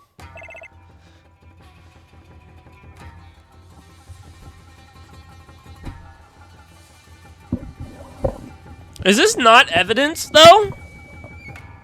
like, first of all, she's literally blackmailing him in front of her eyes. But mind you, you're not and the judge is gonna be like, well, I mean, he can't do it, so I guess it doesn't count. Objection! He didn't say it. Wait, will somebody please explain what's going on here? Mayor Tenma will do anything to keep the truth behind Tenma Taro a secret. A dark, terrible truth that has been kept secret by the villagers' superstitions. And if the mayor admits the amazing Nine Tails, you'll expose the truth? Right. I won't have them walking free because of some nonsense you made up. So what now, Justice Dono? Without the mayor's admission, your theory is as useless as you are in battle. Are you fucking... He's blackmailing him! In front of her eyes! How is this not coercion? How are you taking this not seriously? He literally can't do it because he's being blackmailed into it. Remove him, duct tape his mouth or something, and just do that. Instead, you're just gonna be like, well, this benefits me, so I'm gonna help him. It's like illegal or something. I don't know. But then again, I am playing a stupid game. Fuck you, Matt. I'll show you who's useless. Apollo, don't you dare give up now. I know. Your Honor, I believe Mr. LaBelle's statements warrant a thorough cross-examination. After all, the true identity of the amazing Nine Tails is the cornerstone of this case. Tung sahur. Anomali mengerikan yang hanya keluar pada sahur. Konon katanya.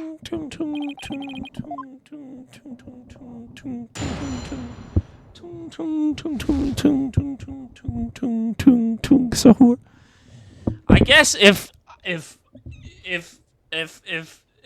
Damien can't admit it himself, I'll just have him admit it. So the amazing Nine Tails' true identity is not Mayor Tenma. The mayor would never admit to such utter nonsense. But if he did admit to such nonsense, I will expose the truth behind Tenma Taro right here and now, and that would bring ruin upon Nine Tails Vale, just as the superstition says. Talk out of the pot and into the fire. At this rate, the mayor will be found guilty for sure. Honestly speaking, if Mayor Damien Tenma is not the amazing Nine Tails, I'm afraid I don't see how the defense has much of a case here. The only reason he won't admit it is because he's being blackmailed into it, but you know, hey, let's just forget about that, huh? Well, let's just go along with the Joker. Well, he's not the Joker anymore because he's got his yellow hair back. Let's just leave it at that. We all know it's Hebe Kubi.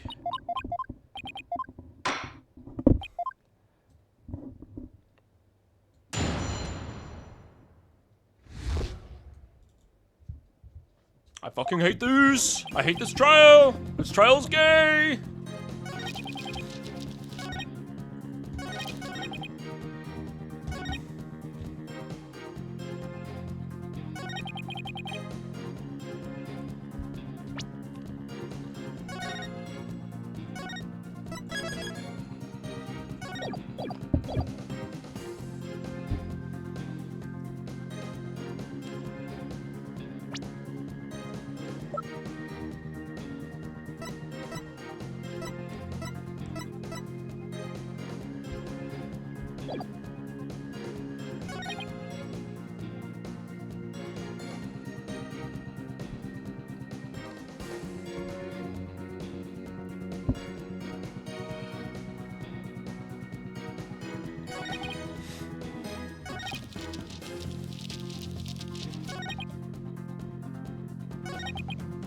Hold it! And just how did you learn about this so-called truth behind Tematar? Alderman Cube told me all about it. The secret of the Forbidden Chamber and the truth behind Temataro. Why would he share secrets like that with you, Mr. LaBelle? Because of the alderman's wife. I was looking after her while she was hospitalized. He appreciated it so much he shared the secrets with me. Wait, did he threaten the alderman in addition to the mayor? Don't tell me that's how he learned how to open the Forbidden Chamber. Needless to say, I am not above revealing the truth behind Tenmataro.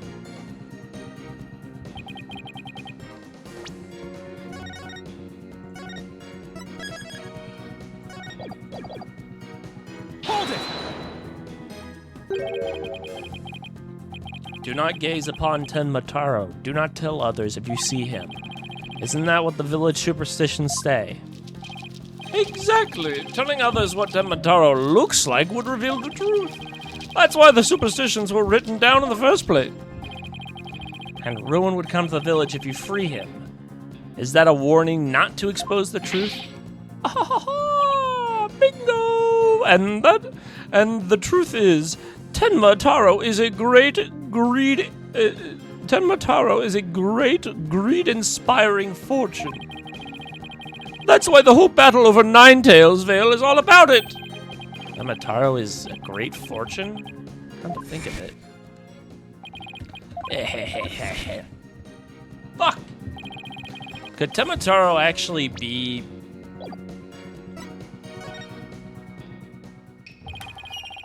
Telling the villagers that Tenmataro is a terrifying yokai is what scared them away from the Forbidden Chamber and the treasure within. That's how the treasure has been kept secret all this time. Well. It seems our ace attorney here has uncovered the truth that must not be revealed. Every time it looks like he wants to keep the truth hidden as much as I do. Tragedy is doomed to repeat itself as long as Tenmataro exists. That's why the secret must be protected. As long as Tenmataro exists, huh? Mr. LaBelle, please add that statement to your testimony. Tragedy is doomed to repeat as long as Tenmataro exists. How about no? How about... Objection! What if I told you it's not there? Mr. LaBelle, what if Tenmataro no longer existed? Revealing the truth would no longer be an issue, would it? If Tenmataro no longer existed... What on earth are you talking about? Oh, apparently you haven't heard. Tenmataro no longer exists. But I guess you didn't get to do a thorough search after the key was taken from you. Because when we searched the Forbidden Chamber, there wasn't any treasure there. Really? Well, maybe you weren't looking in the right place. Sorry, but I have proof that Tenmataro no longer exists. Take a look at this figure. What do we have here? It looks like some sort of creature. We found this in the Forbidden Chamber. It's an Azuki Kozo figure. The great thief, Azuki Kozo, used to leave them at the scene of his crimes. Are you suggesting that Tenmataro has been stolen? Yep. Phineas Filch's grandfather, a master thief, was the culprit. And by that hideous moronic caretaker's grandfather, no less. You! Ah, my fucking eyes! My beautiful golden Tenmataro was... The greed inspired by Tenmataro can no longer bring ruin upon Ninetails Vale. Isn't that right, Mayor Tenma? The root of tragedy would indeed seem to be gone. In fact, I now recall the alderman revealing the secret on me when I was meeting. My name is Tenmataro. Must have been speaking of Tenmataro. For he said to me the gold ingot was gone. The gold ingot? You mean the treasure that Tenmataro's true... That's Tenmataro's true form? Recall, if you will, the scroll of the Forbidden Chamber. Tenmataro is a yellowish object shown there. A giant gold ingot in my nomadic ancestors bestowed upon Ninetails Vale.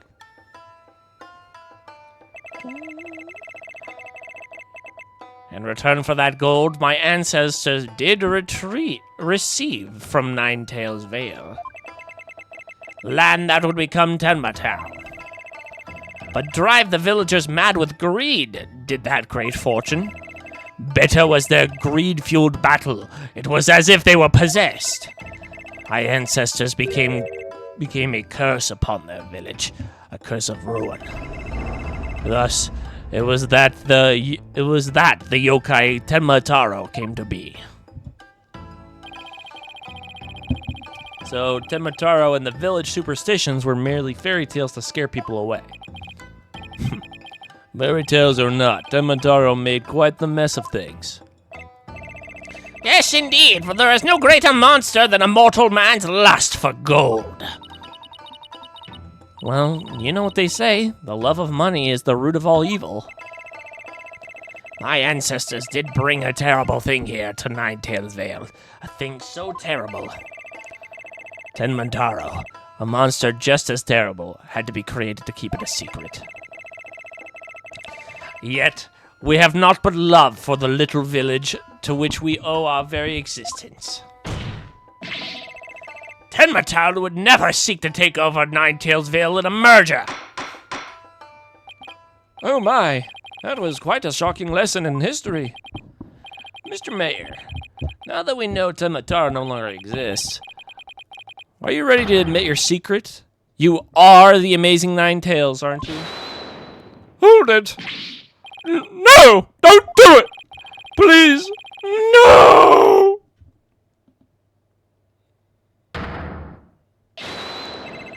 Begone, you demented demon! Now, where was I? The Golden Lord of Yokai, the nicest cock of them all. It is indeed me, the amazing Ninetails!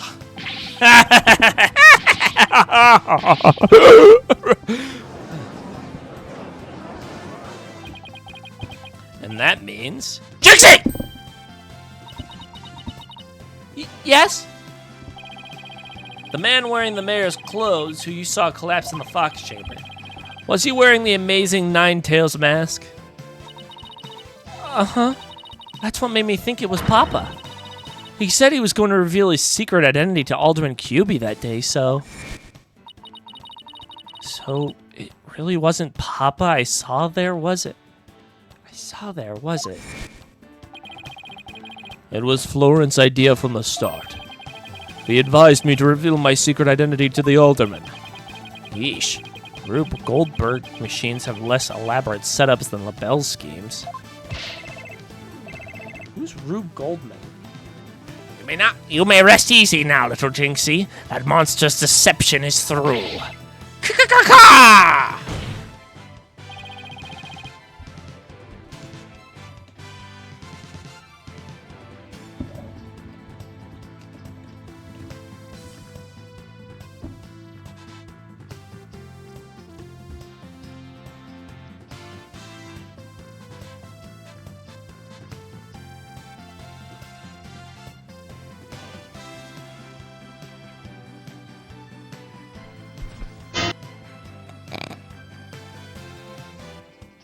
You didn't see that.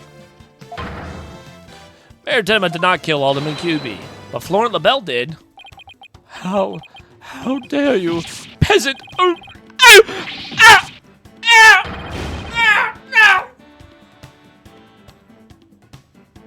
Silence.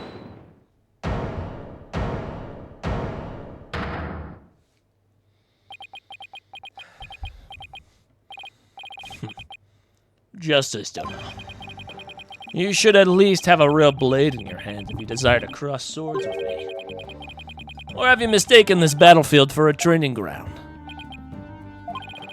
What's this guy want now? Evidence is like a razor-sharp blade that cuts through bone as though it were butter. But you have only blind guesses. A dull blade incapable of cutting even a cake. There you have it, Mr. Justice. After all, evidence is everything in a court of law. My goodness, this is literally what was... God, what was the point of Apollo Justice, dude? What was the point of that game?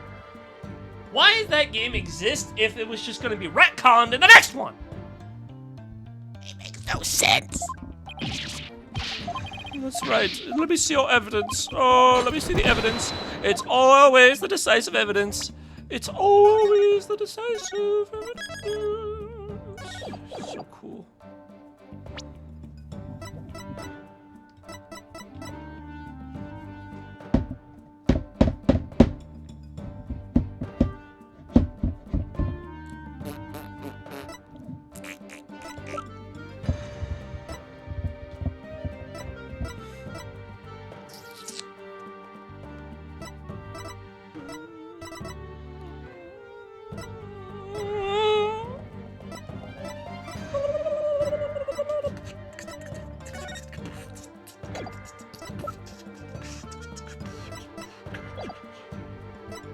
You know what? I'm gonna say, of course I do. Evidence. Oh, I have evidence. You do? Of course.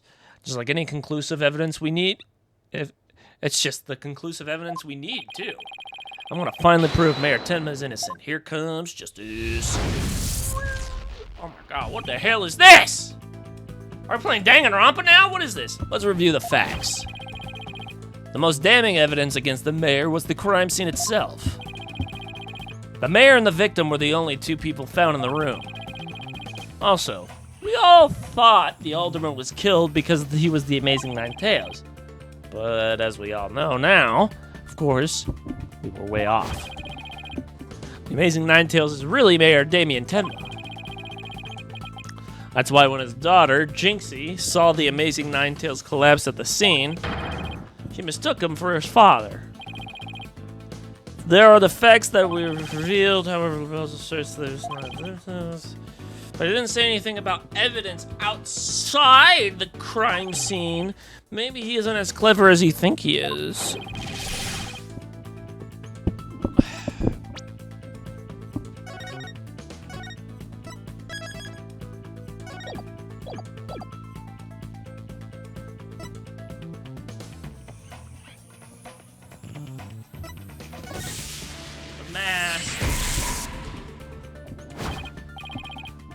Ooh, I know. The Amazing Nine Tails mask. It was found washed up along the river. White hair. And what about the hair left in the mask? It belongs to... Who does it belong to?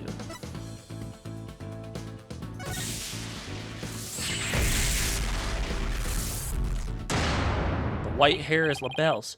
Oh, right. That hair is Florent LaBelle's. Yes, that's what I could call conclusive evidence.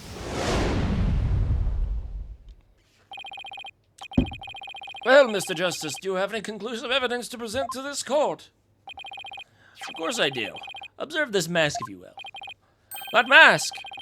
How is that conclusive? It's not the mask itself, but the white hair inside it. We originally thought it belonged to Alderman Rex Kyubi. Yes, but the Amazing Nine Tails, as we know now, is Mayor Tenma, so... This is correct. So the question is, whose hair could this be?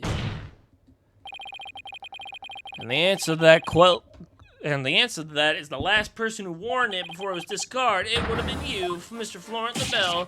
What are you talking about? I never had hideous white hair like that! Silence. It would appear your coup de grace failed to hit its mark. This freakish fop is not the white-haired type. Because he's busy being one ludicrously garish color. Objection!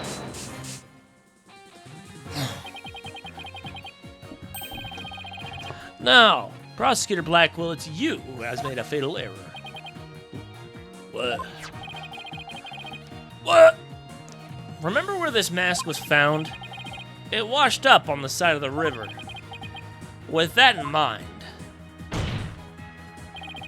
this last piece of evidence will solve all the remaining riddles. Es cancelado mi de la belle. Take that! That! What's that? This is Mr. LaBelle's own private brand of hair color. It washes out with just water, which, I mean, let's be honest, that is like the worst fucking brand. Like, that is the worst kind of fucking hairspray. If it can just be washed out with water, then, like, what is the point of having this? Oh, I like to change my hair color to fancy. Oh. The court will also recall that the amazing Ninetales mask washed up alongside the village river with the white hair strand. What's this? Are you saying that pretty peacock's hair color is... That's exactly what I'm saying. Mr. LaBelle's hair color is a freaky work of fiction. But thanks to the flowing river, the flowing water, and the Ninetales Vale, we have a real-life expose. Yeah, that's right. Fucking Florent has white hair. He's a white boy. The white hair and the mask is conclusive evidence proving you're the real carer. A DNA test is all we need to prove it. And we don't know we'll get a match. Admit it! Florent de Belle! You were the one who killed Alderman Rex Tenma, or QB. You! Peasant! Oh no, you! I'm gonna discover your legs, then Alderman! My leg up!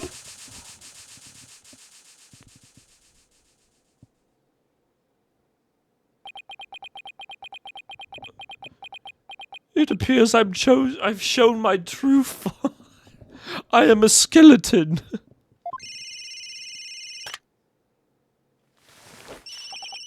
Hello, this is LaBelle. What? The project is off? This is LaBelle.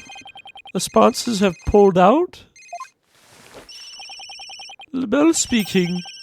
I'm fired. You mean I'm no longer Mayor Tenma's aide? Hello, this is LaBelle. What? There's a stratospheric damage claim against me? $100 million?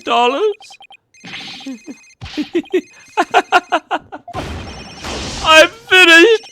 Washed up! Stick a fork in me! I'm done!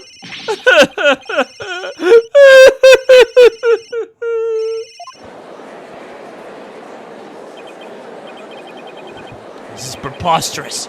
I, Simon Blackquill, defeated? Order in the court.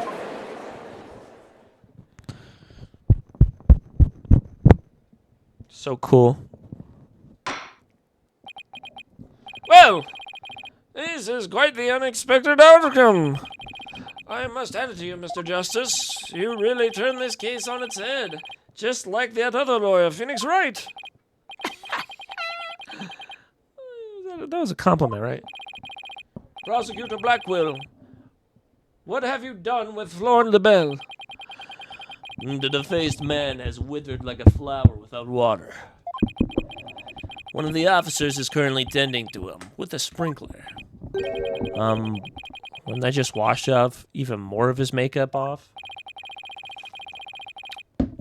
Allow me to explain the actions of the guilty party in detail. The motive, of course, was to steal the gold ingot known as Tenmatara.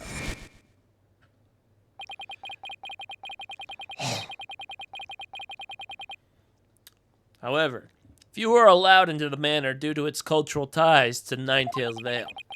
LaBelle set in motion plans to gain access to the manor and the gold within via the merger. But the efforts of the Ninetales saw those plans come to a halt. Thus, LaBelle murdered the alderman and attempted to pin the blame on Mayor Tenma. I see, but what I still can't comprehend is why he would go after the gold in the first place. Mr. LaBelle doesn't look like someone who is in need of financial aid. LaBelle hid his past well, much like he hid his beauty with makeup. He's mired in debt. Debt due to pouring money into a brand only he could love. Which is why he sought the gold with such ferocity. Too bad for him, someone else had gotten to it in the first place. I see. Well, very well then. I believe it is time to declare the verdict. This defendant finds Damien Tenma not guilty. Wow, crazy.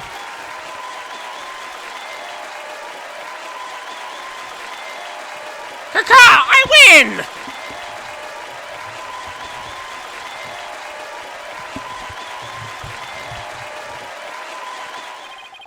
Thank God. I was tired of hearing the fucking crowd going. Court is adjourned.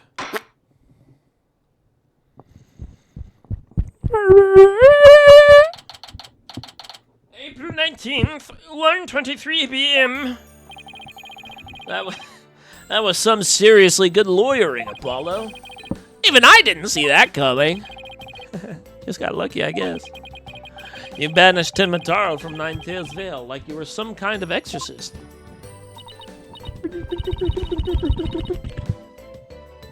There's still one thing I don't understand. How come Mr. LaBelle didn't kill Mayor Tenma too? Well, obviously, because he didn't have anyone else to blame it on. Come on. He could have set it up so the mayor murdered the alderman, then died from a counterattack. That would have removed at least one possible fly from the ointment. I was wondering about that too, but I have a hunch LaBelle was biding his time. He was planning on exposing the amazing Ninetales' true identity himself. Huh? But why? Because the mayor was the amazing Ninetales. Had LaBelle succeeded in framing Mayor Tenma for the alderman's murder, the wrestler's popularity would have plummeted once his identity was revealed. Oh, I get it. If the amazing Ninetales was just killed, he'd die a hero. But if he was proven a villain... his fans would abandon him, making the merger that much easier. Right? So when the merger was complete and everything cooled down, he'd be able to search the Forbidden Chamber at his leisure. What an insanely intricate plot.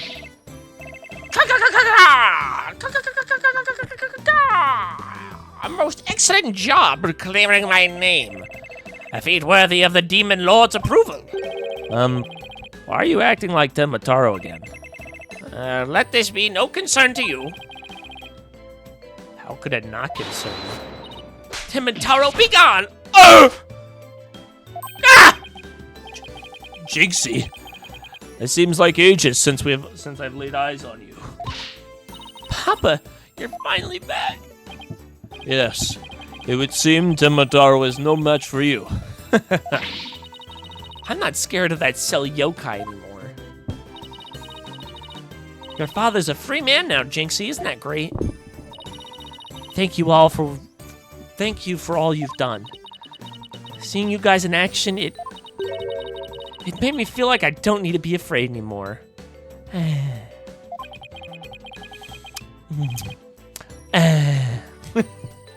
is she opening her mouth like that? Good lord. Meh. Bah. Wait, is Jinxie actually smiling? That's crazy. This is all thanks to you two. Too bad. The amazing Ninetales will have to retire, though. Aw, how come? Once everyone hears on the amazing Ninetales, my fan base will nosedive. After all, I'm not the most popular of people. Another reason for my secret identity. I don't see how I could possibly continue. I think you've misjudged yourself. Take a look outside. Say, now that you mention it, what's all that noise out there? A big crowd gathered outside the courthouse once the news broke. Seems they want to get a glimpse of Mayor Damien Tenma, the man behind the mask, and root for your return to the wrestling ring. Rooting? Me? When I thought I was nothing more than a malefactor in their eyes. The only one who really matters is Jinxie. Show her how cool you are. Yeah, you're the coolest when you're out there fighting in the ring, Papa. Papa. Here, I think you'll be needing this. Take that! Thank you. Now, if you excuse me. I don't want to keep my fans waiting.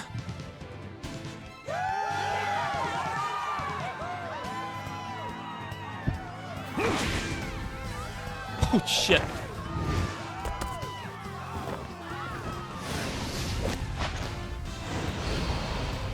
Nine Tails Vale forever!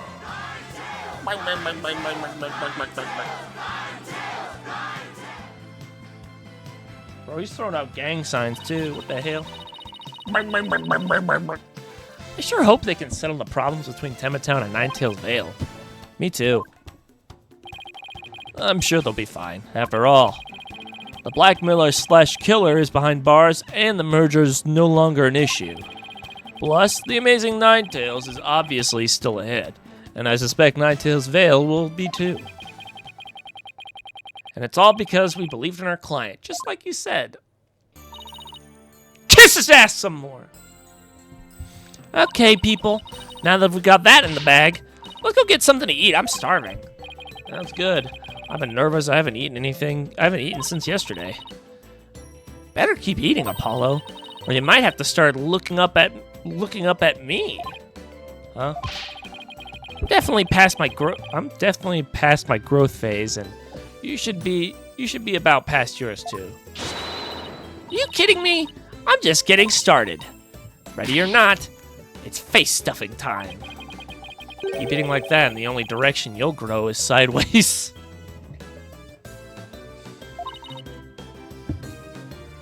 He's going here, vet. Very funny. But I've got a hollow leg. I can eat as much as I want without getting an ounce. Really? Wow, can't wait to see this. Calories? Ha! Just let him stick to me! Okay, are we done here? I'm waiting for what?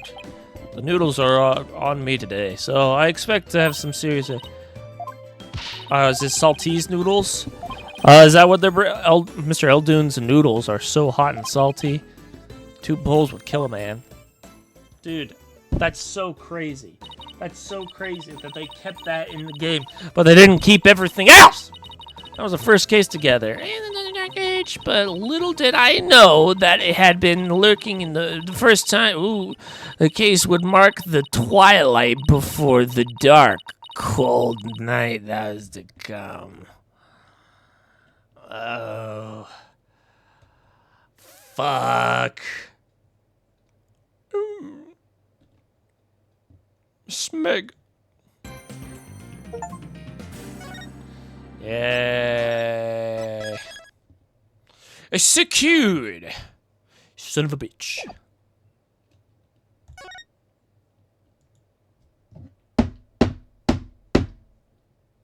Who is it?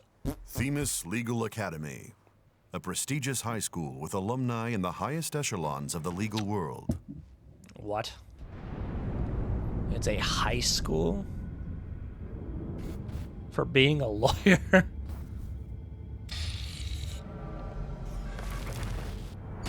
This is really creepy. This is giving me Corpse Party vibes. Oh no.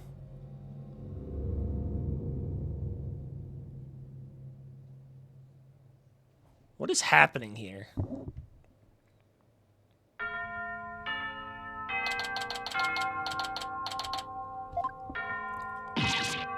Oh no, I'm going to be late! Let me see that bread and mouth while running. Bitch. Can't even do a classic. Finally! This is it. The illustrious famous Legal Academy. This is the place where many distinguished lawyers and prosecutors got their start. Huh. When news spread about Mr. Wright, that Mr. Wright had gotten his attorney's badge back, he received a call from this school asking him to pay a visit. Mr. Wright brought us along, hoping we'd learn something from the experience. But no, I had to go and blow it off by getting blow it by getting here 30 minutes late. At least it's not all business today. After all, today's their school festival.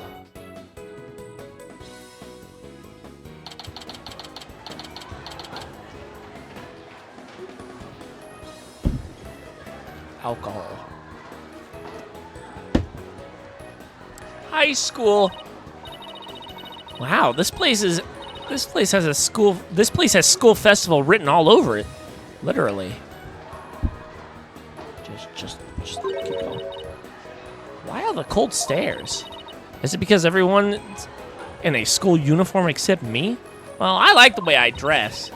I wonder where Mr. Wright and Apollo are. Your attention, please. Announcement from the mock trial committee. The mock trial will begin shortly. All students and faculty, please proceed once to the lecture hall. Thank you. Sounds like a mock trial is about to start, but where's this lecture hall, this leisure?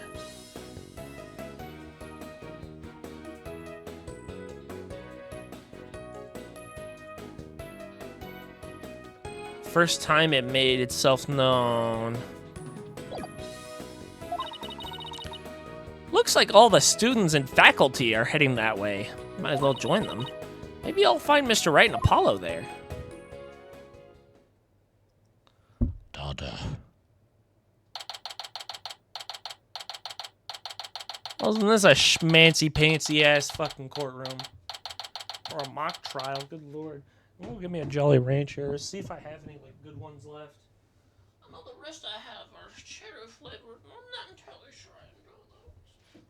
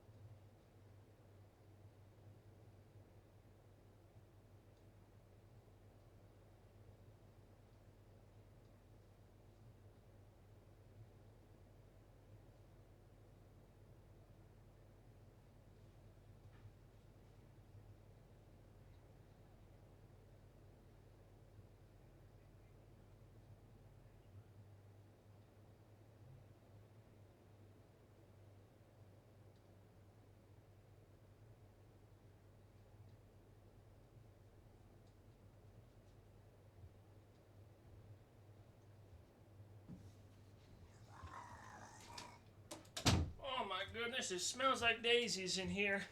Just kidding, it smells like cat shit. Yeah, I'm looking at you, big boy. Whew.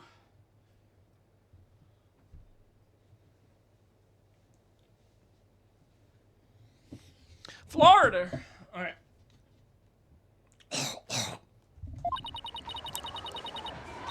This must be the lecture hall. Wow, they spent some serious money on this place. The district court can't even compete. Hey, Athena, over here. Ah! It's the clown posse. Ah, Mr. Wright, Apollo. I've been looking for you two. I'm so sorry I'm late. It's okay. We couldn't wait for you. But we didn't want to be late for our meeting.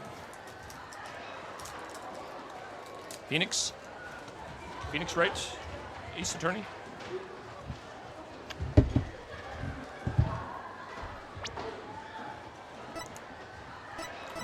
Tracy Wright, Magician Attorney.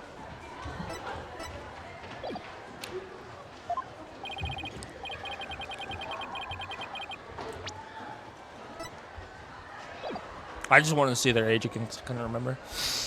All right, let's see. Lucky for you, the person we're supposed to meet also seems to be running late.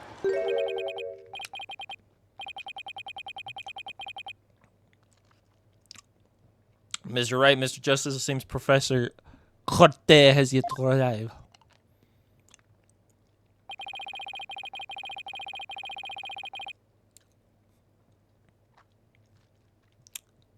Why is there a talking statue?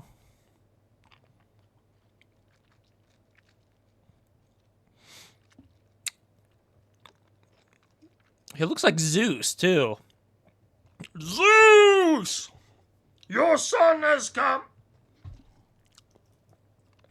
How unprofessorial of her to keep visitors to our esteemed institution waiting like this.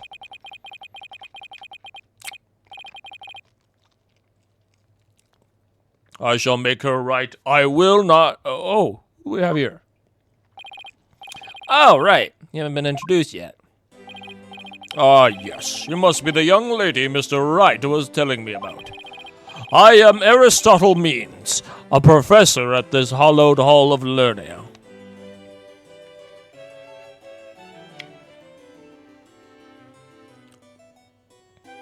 Amazing. I oversee the lawyer course here. It is a pleasure to meet you.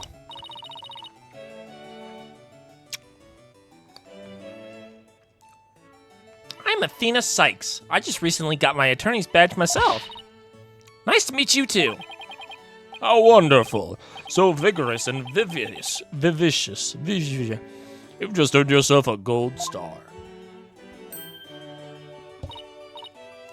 Wow, thanks.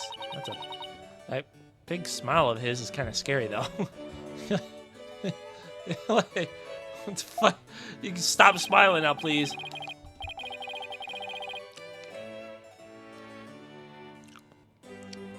Looks like the mock trial's about to begin. What are we gonna do about our meeting? Oh, speaking of the mock trial, do either of you know what it's about? Oh, but I thought we sent pamphlets to your office. Alright, the pamphlet. Whatever happened to that? You won't be seeing it again. Tracy used it for the old rip it up and restore it trick. Unfortunately, it didn't work as advertised. Well, it seems I'd better explain the situation then. Thank you, Professor.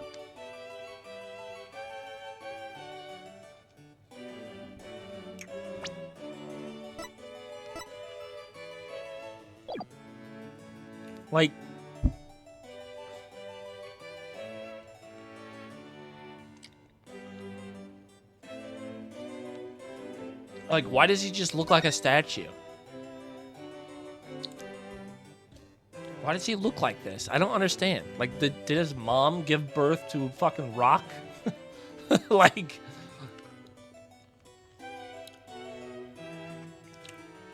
I mean, for real.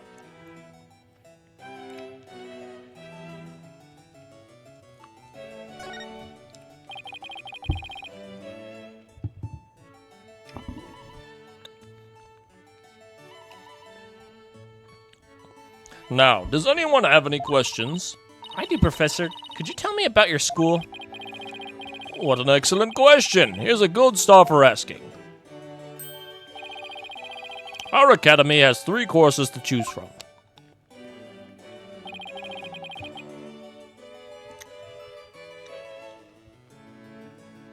Is it lawyer, prosecution, and judge?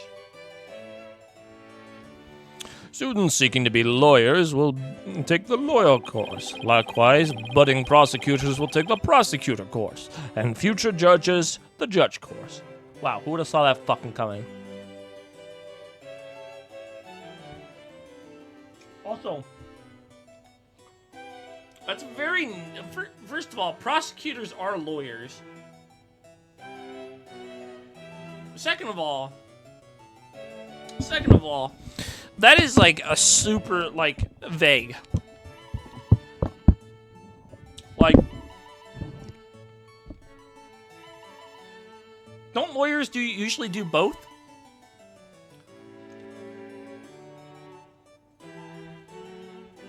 I'm fucking up.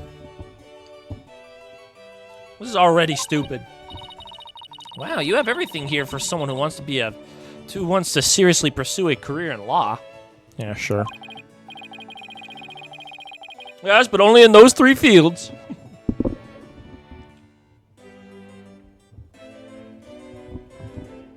Yes, well, that's what makes our school special, and today even more so. After all, we are to be treated to a lecture by the legendary attorney Phoenix Wright.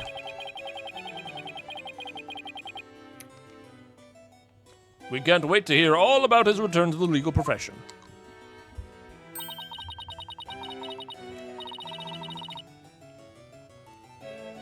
You're giving a lecture, Mr. Wright, but you're not even a professor.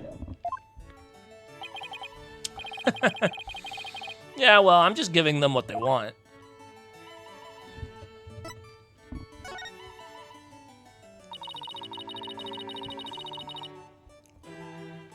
Did you even know you were meant to be giving a lecture today? Yeah, sort of. But I came early because I was supposed to be having a meeting. Well, the head judge, of course. Constance Courtney. Corte? Is it Corte?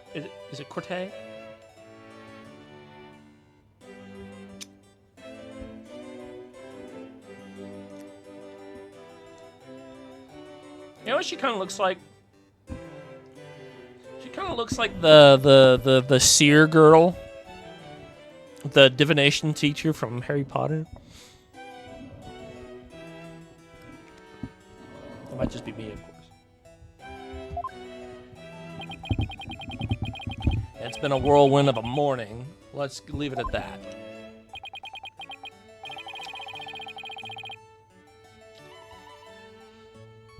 Professor Corte. She's a wonderful instructor, but quite unpunctual. Oh, so that's who's late. From what I've heard, our esteemed Mr. Wright here is scheduled to hold a training seminar tomorrow, in addition to today's lecture.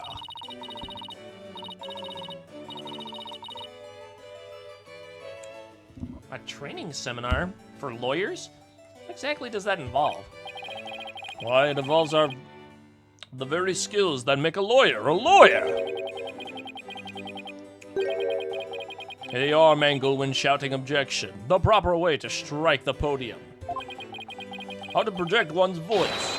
And most importantly, how to bluff your way to victory.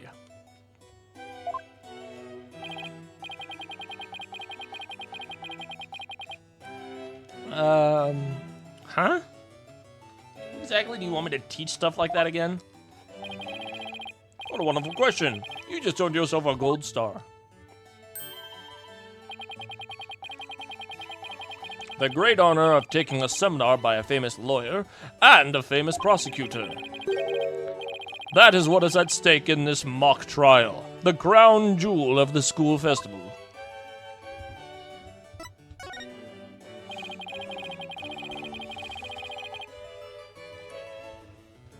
The mock trial in question is a prestigious event that every student aspires to win. The top student in the lawyer course and the top student in the prosecutor course face off in a simulated court case set in this very school. As for the case itself, we select the best script written by a judge course student and base our case on that.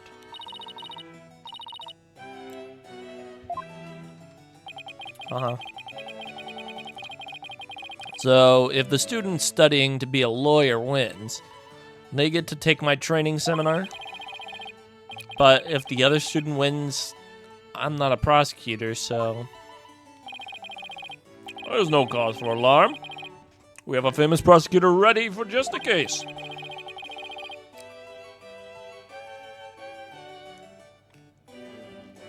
But exactly who it is, well, that is a special surprise. A famous prosecutor? No, it can't be. Professor Means, forgive me for interrupting your guess. Oh! I'm Juniper Woods, a senior in the judge course.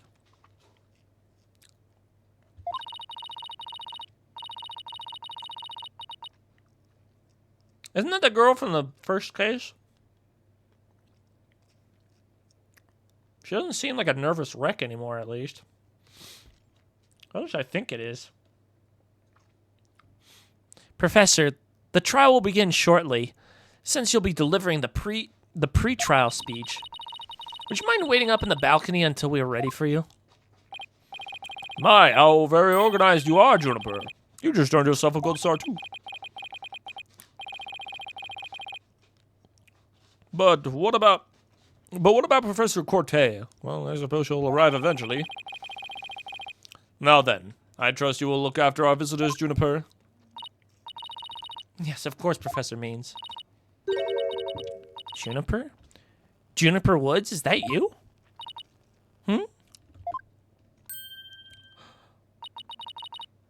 Then, Athena?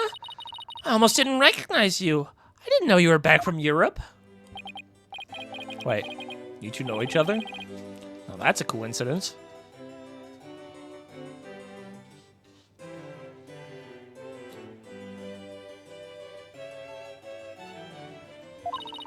Talk about confusing, too. Good lord. We've known each other since we were kids. Like best friends, right, Junie? Yes. Well, we lived close to each other, so we used to play in the forest together.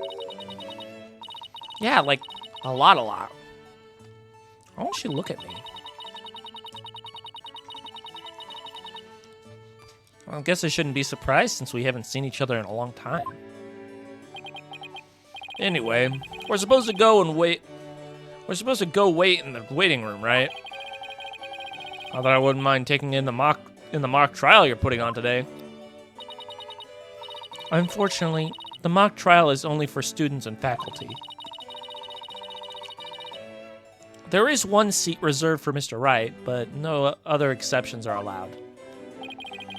Yes, I'm very sorry, but it is part of the student curriculum after all. I hope you won't mind remaining in the waiting room until the trial concludes. Oh, that's too bad. I was hoping to learn something new today. I'll tell you what, Apollo. Why don't you take my place? What? Really? Sure. Besides, I'd like to meet with Professor Courtney as soon as she gets here. No fair. I want to see the mock trial, too. Sorry, but I'm going to let Apollo pull what little rank he has. And that's okay with Professor Means. But of course, Mr. Wright, if that's what you wish. Then it's settled then. We'll expect full and detailed report, Apollo, so pay attention! Being new kids sure stinks. If you would please follow me, I'll escort you down to the waiting room on the first floor. On the floor.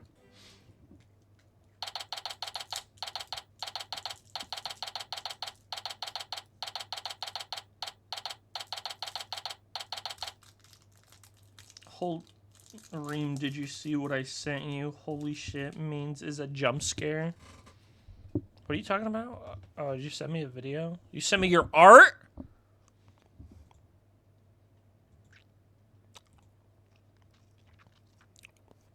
Of your fucking OC giving people the finger? That's crazy.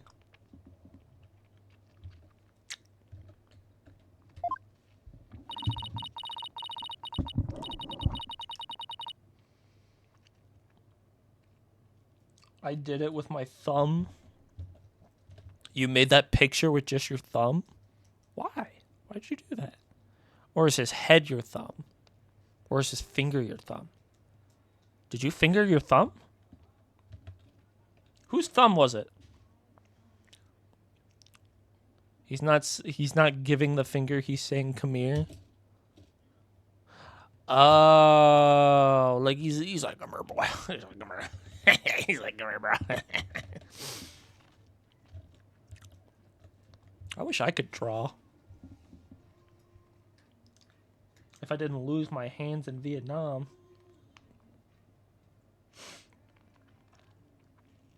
Anyways, still no Professor Courtney. It's been over 30 minutes.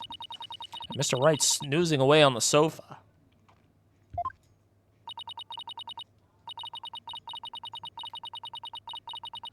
No, I made it with my thumb. Oh.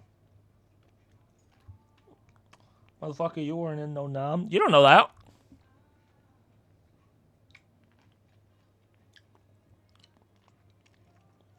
You don't know that. How would you know if my frail little ass was in Vietnam?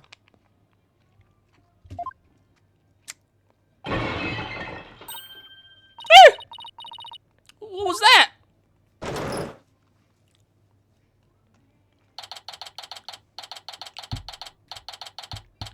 Although then again, I wouldn't be much of a wuss if I wasn't. Who said that?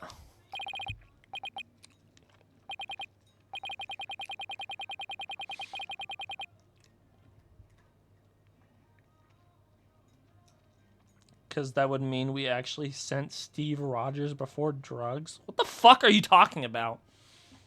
Talking about sending Steve Rogers to Nam?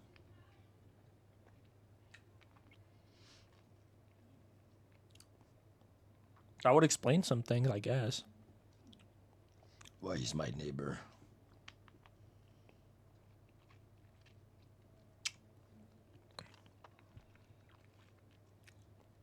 Yeah, you'd be going from the flying plan to the here. Oh my god.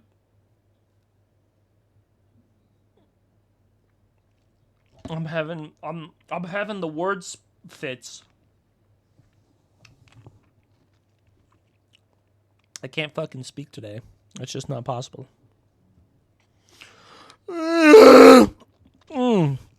Athena, I could have sworn I just heard something fall and break. If you go running now, they'll think it was you.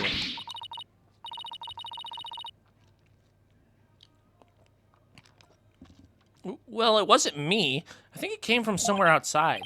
Oh, well, we better go have a look, seeing as everyone else is in the lecture hall. Okay.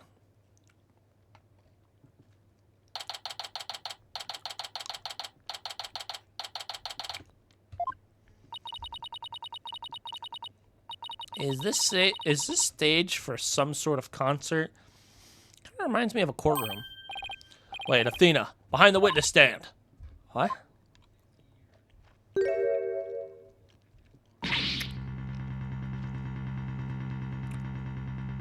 Why is there an arrow in her kidney?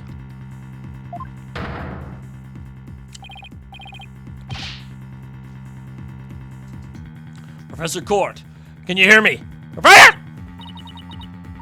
That's who we were supposed to be meeting with? Well, looks like our meeting's been canceled for us. Oh shit. No way. This can't be real.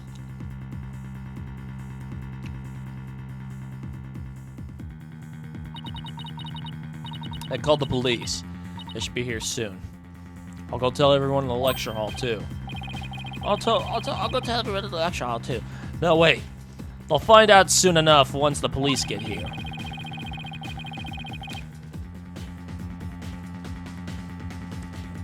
Let's do our own crime scene investigation before it gets too crowded around here. Huh?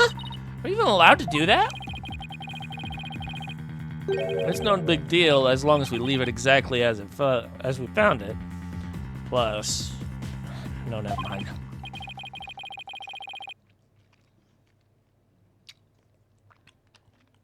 Anyway, we should look around while the scene's still fresh. But, okay, you're the boss.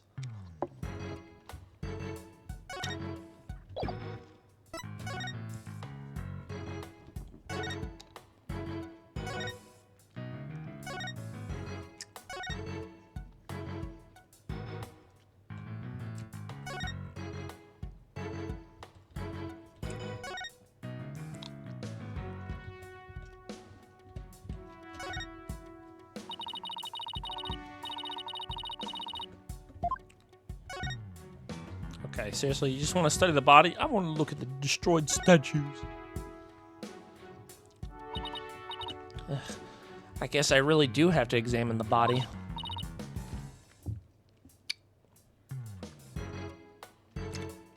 Well, Guess I'd better get used to this, to stuff like this if we want to be a full-fledged lawyer. Okay, first of all, why the fuck is there an arrow on her fucking ab? Ugh. There's an arrow stuck in her side. Gunshot wounds and stab wounds are pretty common, but arrow wounds? This is a homicide any way you slice it. In other words, we have a murderer on our hands. A murder? Here?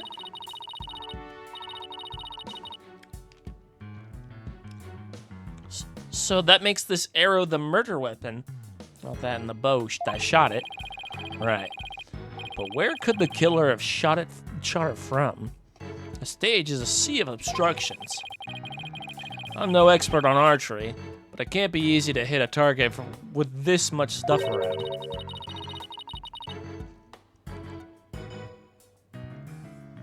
Would it be possible to kill someone by stabbing them with an arrow? I'm not sure. I guess we better do some more investigating before jumping to conclusions.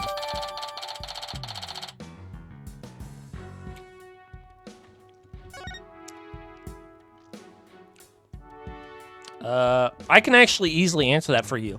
Duh!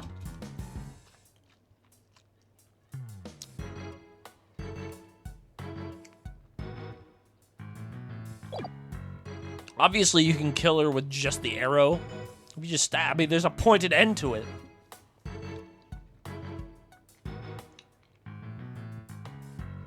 It ain't like a bullet where velocity is needed. You can literally just, like, stab a dude. You're basically shooting, like, thinly knives.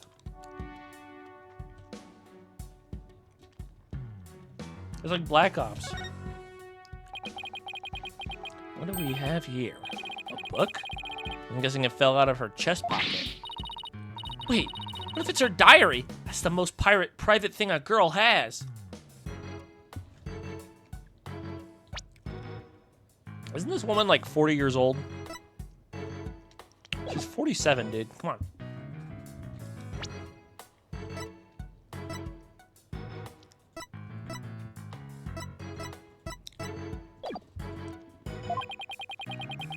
True, but considering the situation at hand, my apologies to the late Professor Court. No, don't! Wow, what a juicy writing.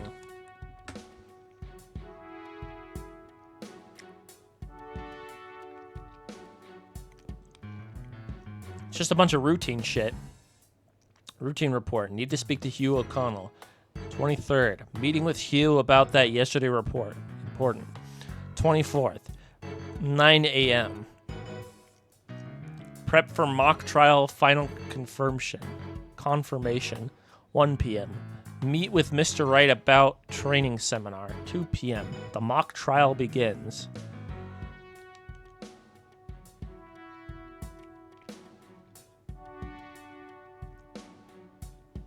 Well, considering they never actually met,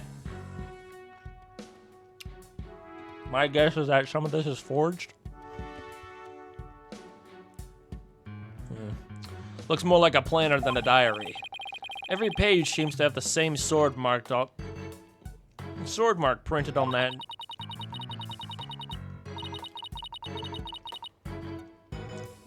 I still think a girl deserves her privacy, but this may help us solve the case.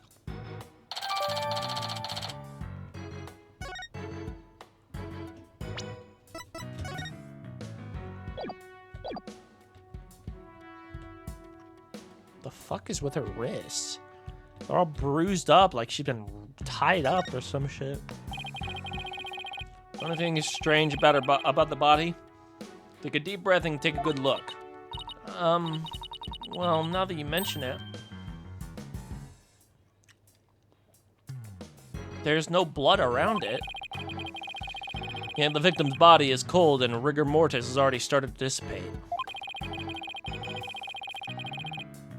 It would appear that quite some time has passed since Professor Corte was murdered. Thing is, the quad was packed with students up until the start of the mock trial. Wait, then doesn't that mean she was killed at a different location? Ooh, I know. The killer moved the body here while everyone was in the lecture hall. That's a definite possibility. Notice anything else? Her arms are raised over her head and there are dark bruises around her wrists. Yeah. The professor was probably tied up with something. Eventually, her wrists were unbound and As she reached up to stretch, she was killed?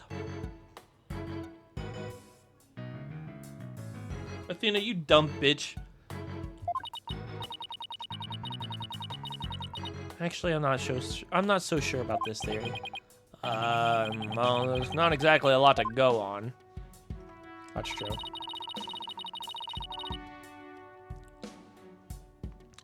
I think that's about all we're going to find out from the body for now. Nice work, Athena. Your face only turned 5 shades of pale. I was expecting 50.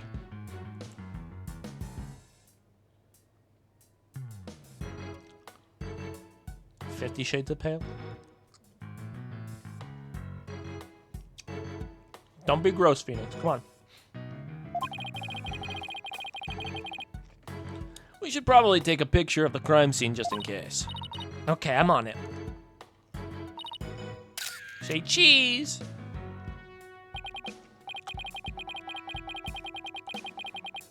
Jeez. And I thought I was the one with the twisted sense of humor. I think that should do it.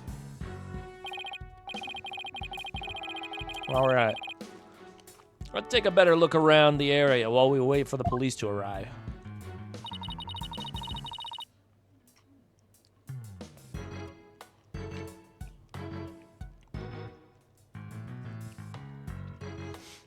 This pile of rubble sticks out like a sore thumb. Looks like broken pottery or plaster. Maybe this is the source of that noise we heard. There were supposedly 2 statues on the stage. I seem to recall hearing that a co-ed from the Fine Art Club had made them.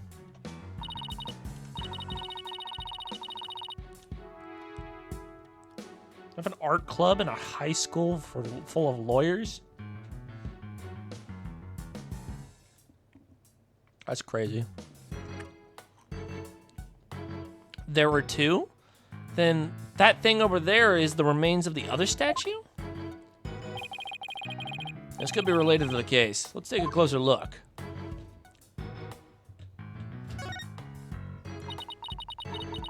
Wonder what this was a statue of. Whatever it was a reddish purple in color. When Apollo and I first got here, both statues were already here, but they were covered up. I bet they were waiting to unveil them when the school festival moved here to the stage. You mean this duffel bag looking thing was actually being used to cover a statue? I guess that just leaves the question, were they broken by accident or on purpose? What a puzzle this is.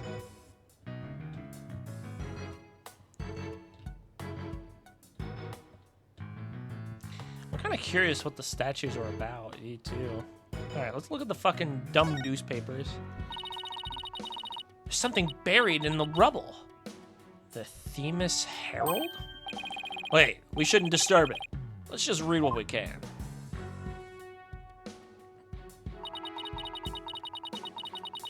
The final act in torrid love triangle centered on campus. She-Devil Juniper Woods.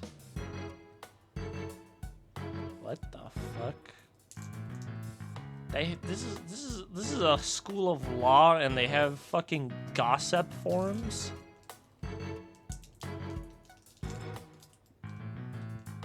Twin, what the fuck is this school?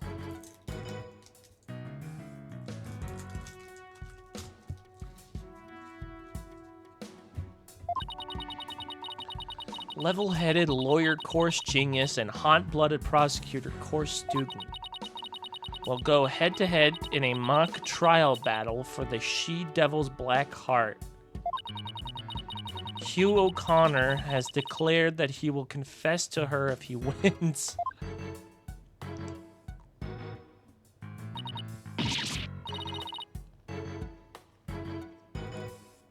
Wait, what? I I seriously wish I hadn't read that.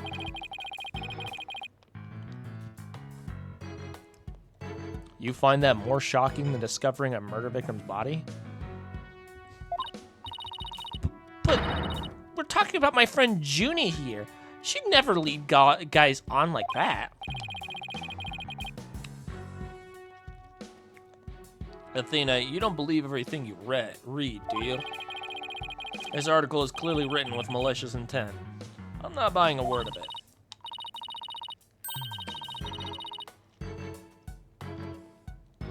it. You're right, but it's still disturbing, even if it's a third-rate tabloid material.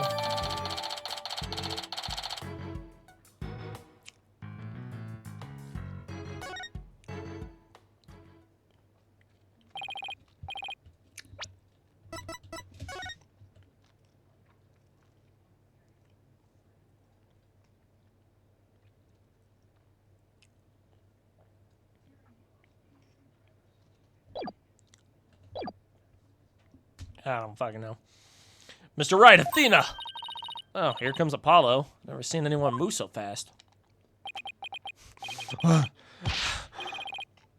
Listen! Something's big happened.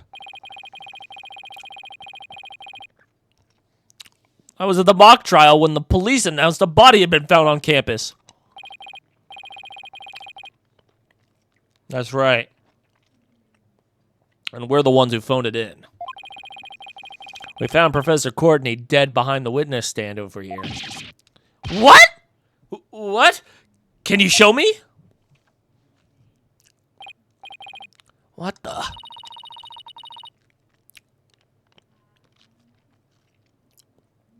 You've already had a quick look at the body. Oh, this is Athena. It's definitely a homicide. Once the police get here... No, I already know. I know it's a homicide. I'm shocked because it's the same. Exactly the same.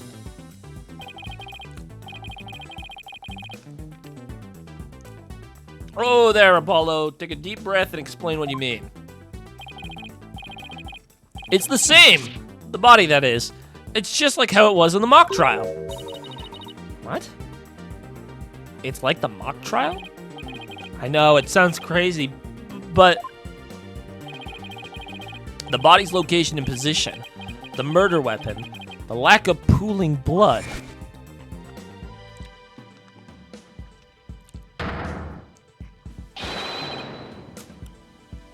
It's all exactly like the mock trial.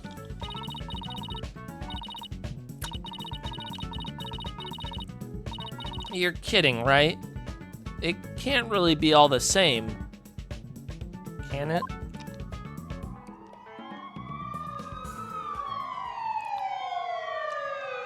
How are we hearing them now? I thought they already arrived.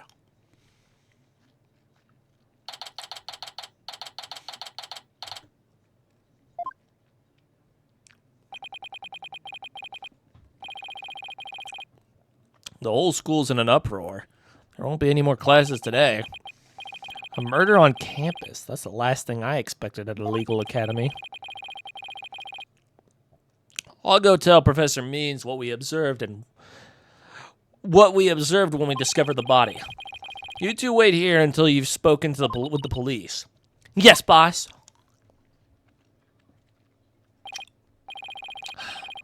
Can't believe this is happening. I can't believe we have to wait around here. I can't stay still at times like these. I hope Junie hasn't fainted from the shock of this whole thing. Athena, Athena, there you are. Junie! Am I glad to see you? I was worried that... Don't worry about me. I am student council president after all. I need to be strong.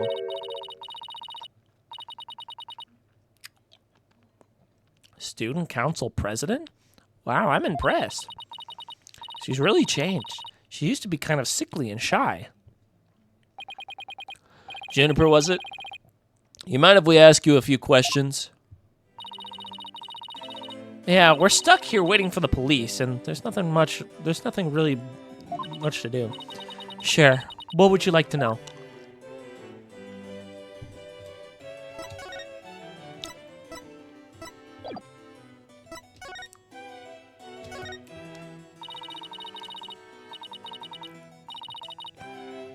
haven't seen you in ages, Junie.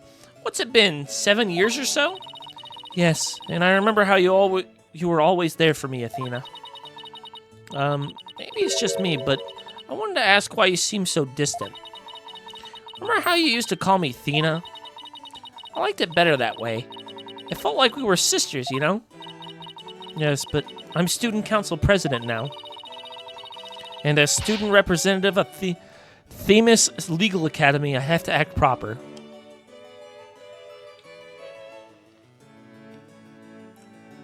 Who cares?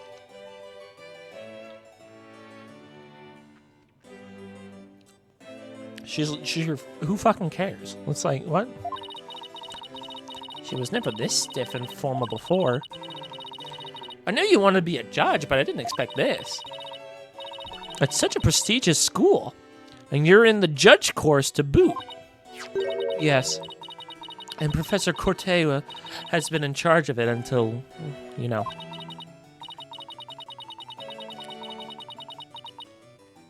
Oh, right. Professor Cortea was the professor in charge of Junie's course. Constance.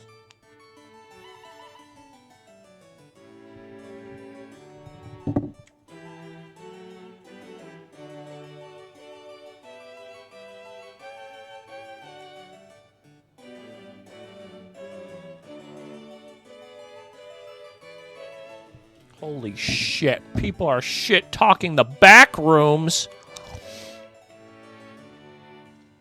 Holy fuck. We're cooked twin. What sort of teacher was Professor Corte? If I had to sum her up in a single word, I'd say she was amazing. Okay. A judge must always seek the truth. That was her mantra. And she used it in trying to fix what was wrong with our school. She was a beacon of hope in this dark age of the law.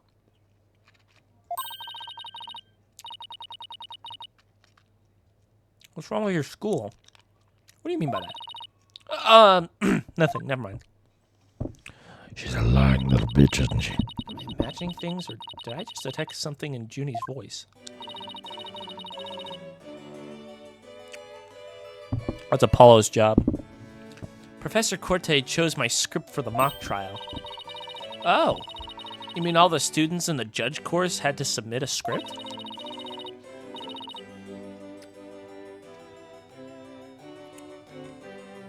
And yours was the one she selected? Wow, that's amazing, Junie. Oh, thank you. But now Professor Corte is... Who would do such a thing? Just yesterday, we were working together trying to get things right. Excuse me.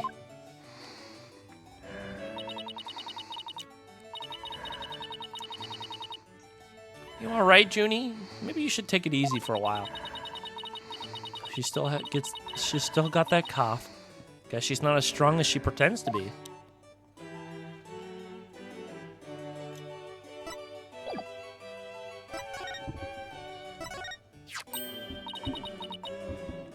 I'm just gonna present this because I want to get this out of the way. Oh, that's... Hee. Sorry, but I couldn't help reading it. You always were popular with the guys. That's not true. I was never...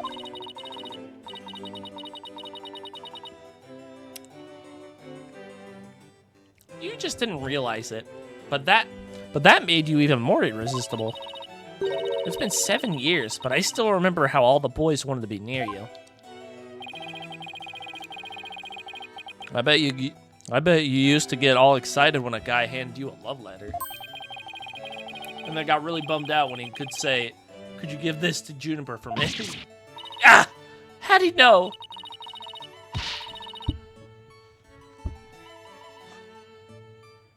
What the fuck am I hearing?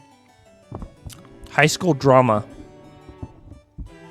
I'm sure it was just a lucky guess, but why'd it have to be Apollo of all people?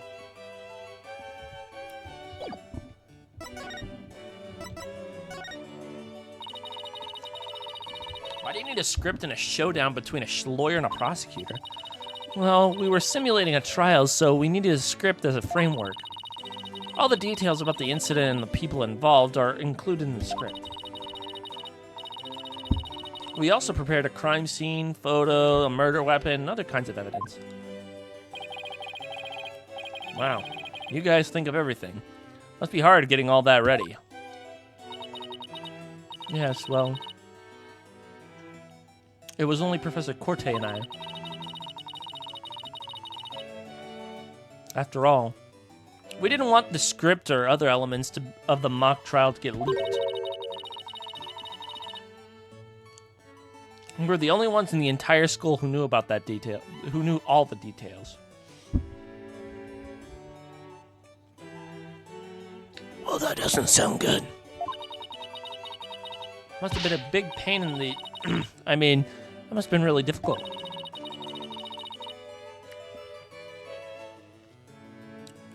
I wrote the script, so the case could go either way. That way, the defense and the prosecution both had an equal chance of winning. If you think that's all she's capable of, you got another thing coming. Huh? Who said that?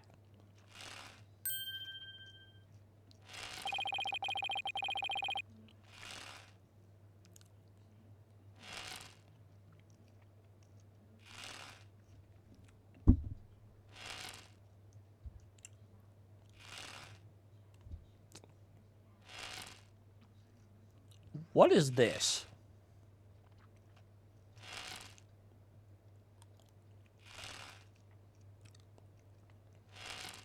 Like, this is weirding me out.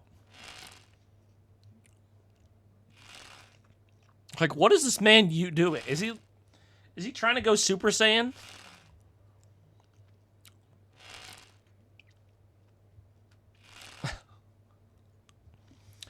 Juniper's genius doesn't stop at her brilliant script.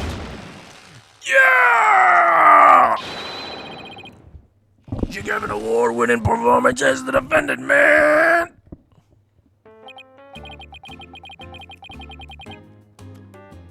I think I found my rival to my cords of steel.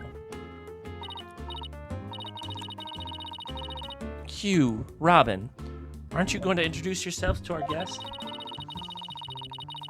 As student council president, I won't have you treating them rudely. You're right. I heard Mr. Wright was bringing a couple of guests with him. That would be you two, Apollo Justice and Athena Sykes. Yep, I'm Athena Sykes. And I'm Apollo Justice. Nice to meet you. I'll pass on the handshakes.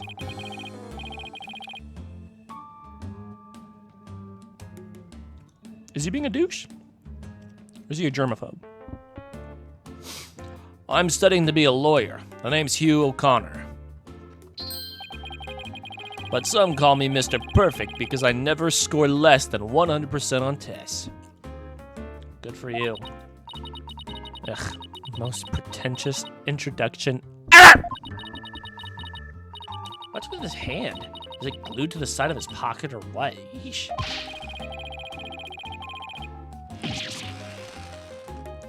Let me introduce first the Hugh's totally rude introduction. All right! Now here's my intro. I'm Robin Newman.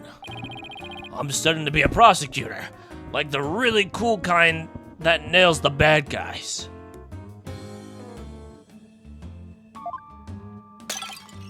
Oh, where's the sincerity? So he makes pottery too? And what's with that brace-like contraption for? Junie sure made some unusual friends. Tell me about it. These two were the lawyer and prosecutor in today's mock trial. And even though I wrote the script, I also played the part of the defendant. Final act of torrid love triangle centered on campus. She-devil Juniper Woods. Okay. So these two goobers are gooning for her? They don't really seem the type, I'll be honest with you. Especially whoever it is. It's like, good lord. Juniper, come on. Your role is way beyond that. That's right! The Morty's... Some Morty. The mock trial's just the start. She's also in the school festival's main event. Live on stage, Jupiter Woods, and the crowd goes bananas. Woo! I gave him an accent for like a second. I'm supposed to sing at the school festival. All the other girls were too embarrassed to try out, so... My Junie singing? On stage in front of people? Wow, she really has changed.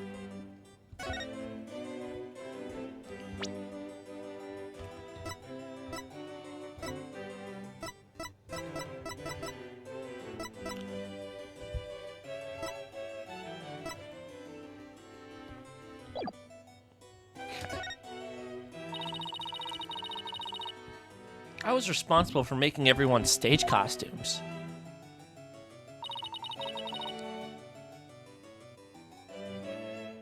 What the fuck? And this was what I'll be wearing. It's amazing, Junie, but then again, you were always good at that kind of thing. These constellations in particular are really something. Oh, thank you. One of my favorite things to do is look up at the stars in the middle of the forest. Huh. So you're a fan of the night sky then? It's a big subscriber. Wow, Apollo. Didn't know you were such a romantic. It's not like that. I have this friend. He and I go way back. Who got me really interested in space. Wait, you had friends when you were young? Calling me surprised. What the fuck, Athena? But true, I didn't know he had friends. Other than, you know, the guy I worked with for a little while, the murderer. As student council president, I cannot allow such mean-spirited teasing to continue. Yeep. I think she's angry. Angry.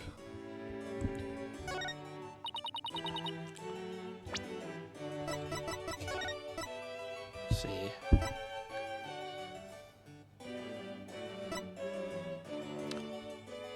Stage costume notes. Paint inside the inside of costume with fluorescent paint. Leave time to dry. Draw constellations on outside and make small holes according to this pattern. In the dark, the paint will shine through the holes, bringing the constellations to life. Oh, that's pretty cool.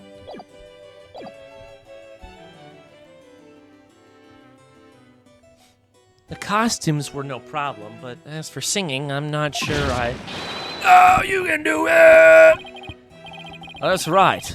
And anyone who says otherwise will have to answer to me. It's like a chivalrous love triangle. A damsel in distress and two knights in shining armor. Maybe that famous Herald article wasn't too far from the truth.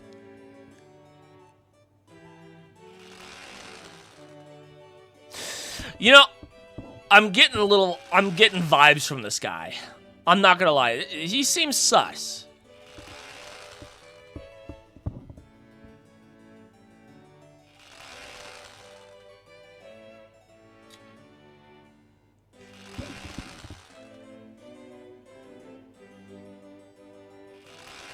You know, I have a game theory, and this is just me spitballing. Because I honestly don't remember like... Alright, I'm just gonna say, I think Robin's a girl. I think this is a girl. I think that's... I'm getting female vibes from this dude. I'm not gonna lie. I mean, think about it. Look at this guy's fit. He's got fucking braces on here, right? Covering his chest. So, to squish the titties, he made this contraption to make it so that they're not a woman. That's a man. I think it's a woman. It's got I feel like it's a female. Just trying to be a boy. The jawline screams man. What the fuck does that mean? What? Dude, the guy has the same jawline as Juniper. So does that mean I'm right and it's a female? Oh, fuck, Apollo's got, like, similar. No, but yeah, no, they have the exact same jawline.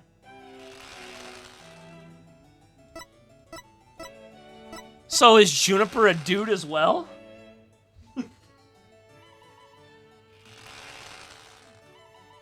This game's art style is ass.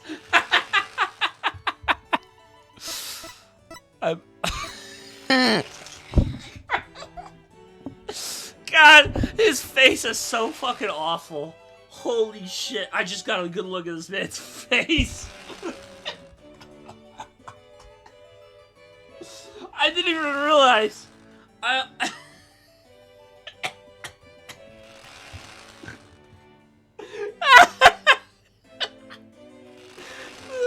Fucking Sid the Sloth looking at last one to see you. Oh my god.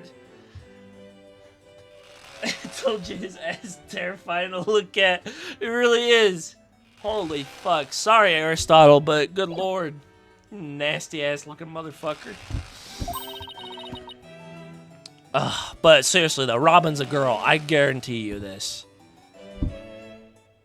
When I entered stream with that motherfucker smiling, I got jump scared. Oh, is that what you meant, like holy shit to before? Oh my gosh, dude. Yeah, no, I fucking hate his smile, dude. I wish he would just, like, never smiled ever again, but odds are he's probably gonna do it. Would you, hold on, so do you prefer, were you around? I don't think you were around for the Apollo Justice game with the fucking glasses goober. When he's, like, sniffing his toothbrush or something like that. I don't remember. I was gonna say, you prefer fucking Zeus over here, or do you prefer the glasses guy from the previous game?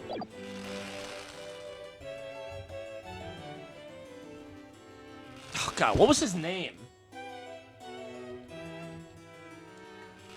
Glasses guy from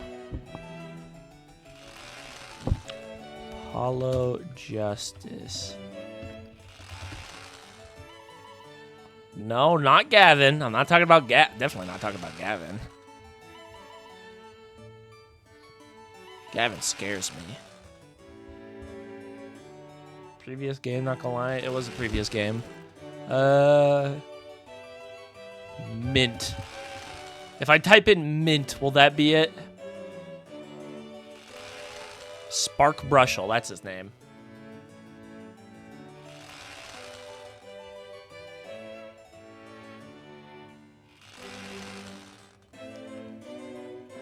God, this is taking way too damn long.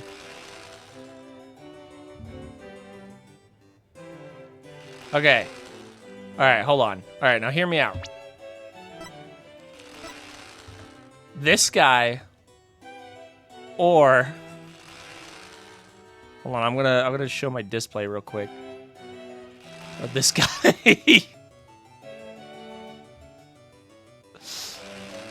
I have to look at his other art things because there's like multiple things that wake me out with this man.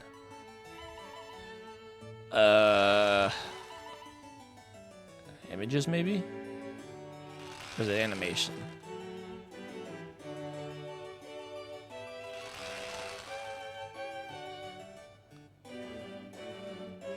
You love this guy?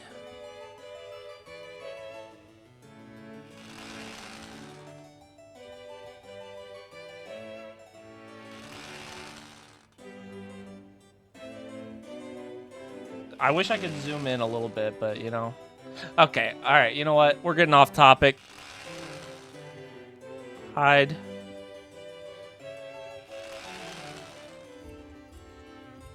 Fucking Spark Brushel, dude. He's got the grin of a serial killer, but Fortunately, he rivals Aristotle Means over here.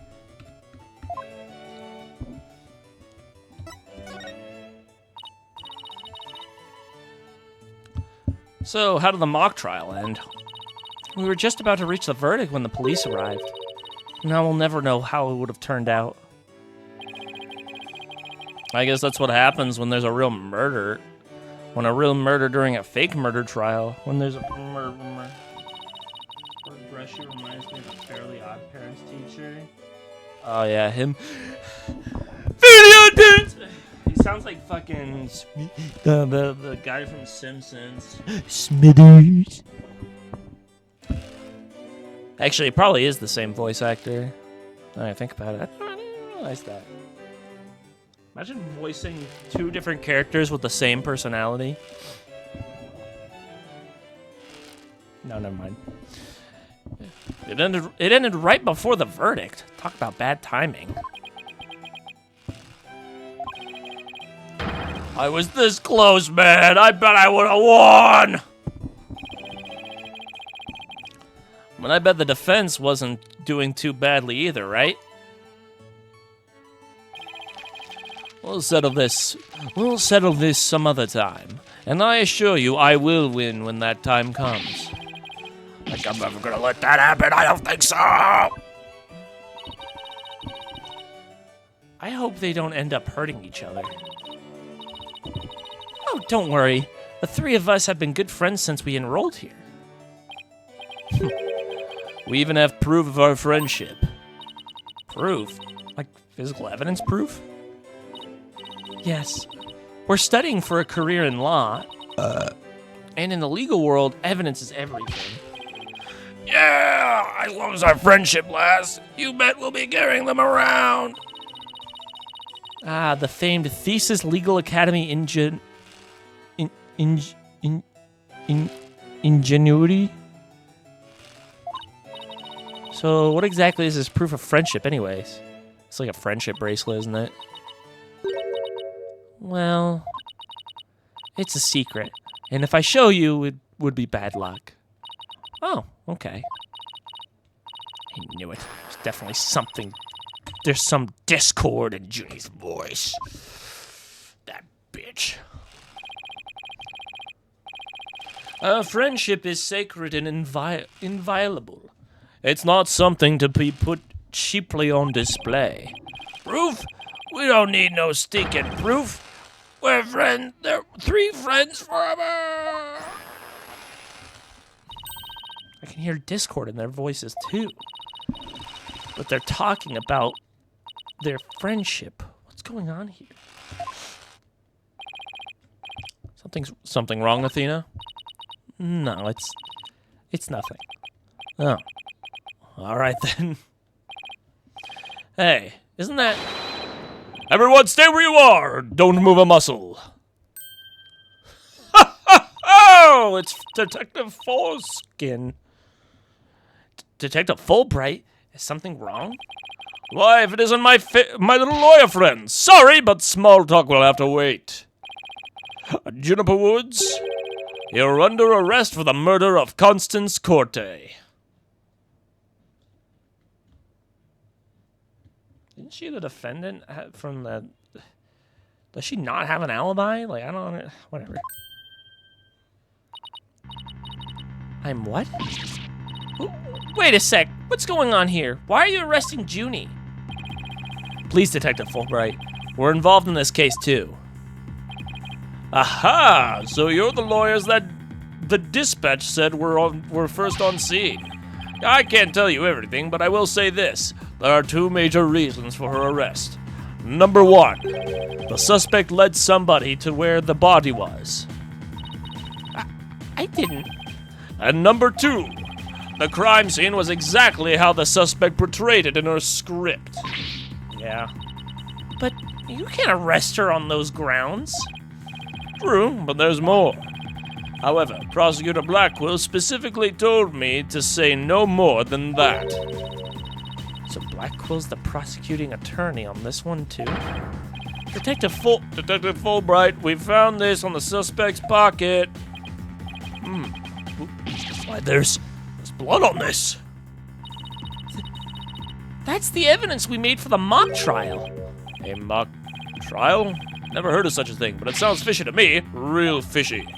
Now, if you would, officers. Yes, sir. What? Junie!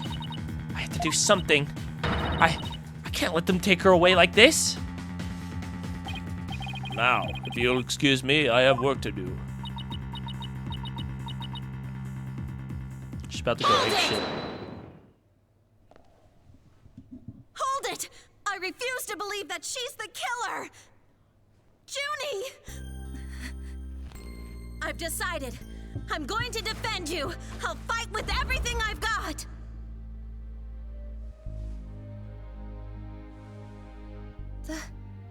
Dina. Junie, it's good to hear you say that name again.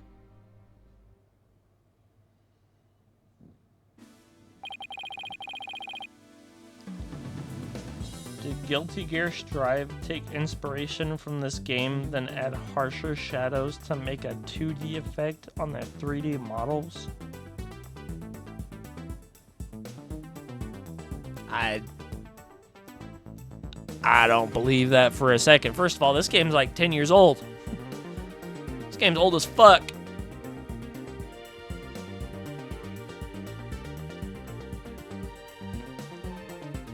Actually, I think it's a little bit more than 10 years old. I think this game came out in 2014. I was asking myself.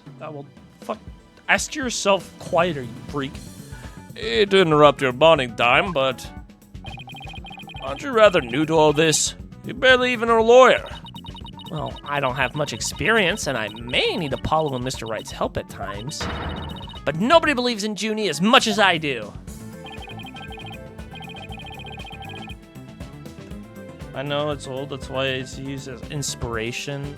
Ain't nobody's inspired by this fucking cookie cutter ass fucking game. Text doesn't make noise. How do you want to quiet her? Like this. See? You barely heard that. That's how you could have been. But no, you had to be green. I'll help you too, Juniper. There's no way you murdered your professor. Tina. Apollo.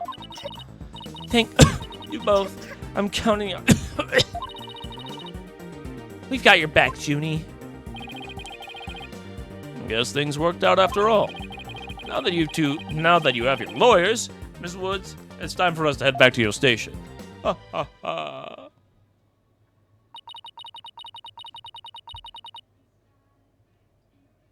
You don't hear anything from me? I do, and you're being loud as fuck right now, so I'm gonna need you to quiet down. Quiet, court is in session, quiet. I can't believe I accepted her case without asking Mr. Wright. Take a deep breath and relax, Athena. I'm here to help with whatever you need. So, let's get on the case. Right. I won't have this case left in the hands of rank amateurs. If anyone, first of all, who the fuck are you?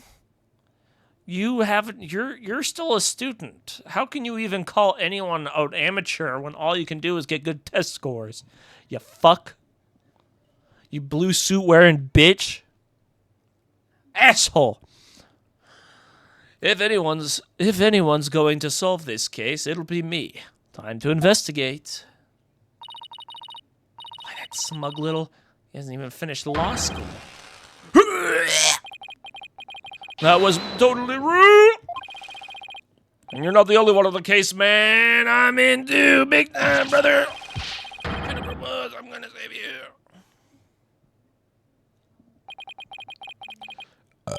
Now that those two are gone, let's get back to what I was thinking about in front of the stage. Or what I was talking about in front of the stage. About the mock trial, that is. Oh, right. You said the victim's location, position, and so on were just like in the script. Exactly. But without the script or any props, it's kind of hard to explain. Perhaps I can help. Air forehead?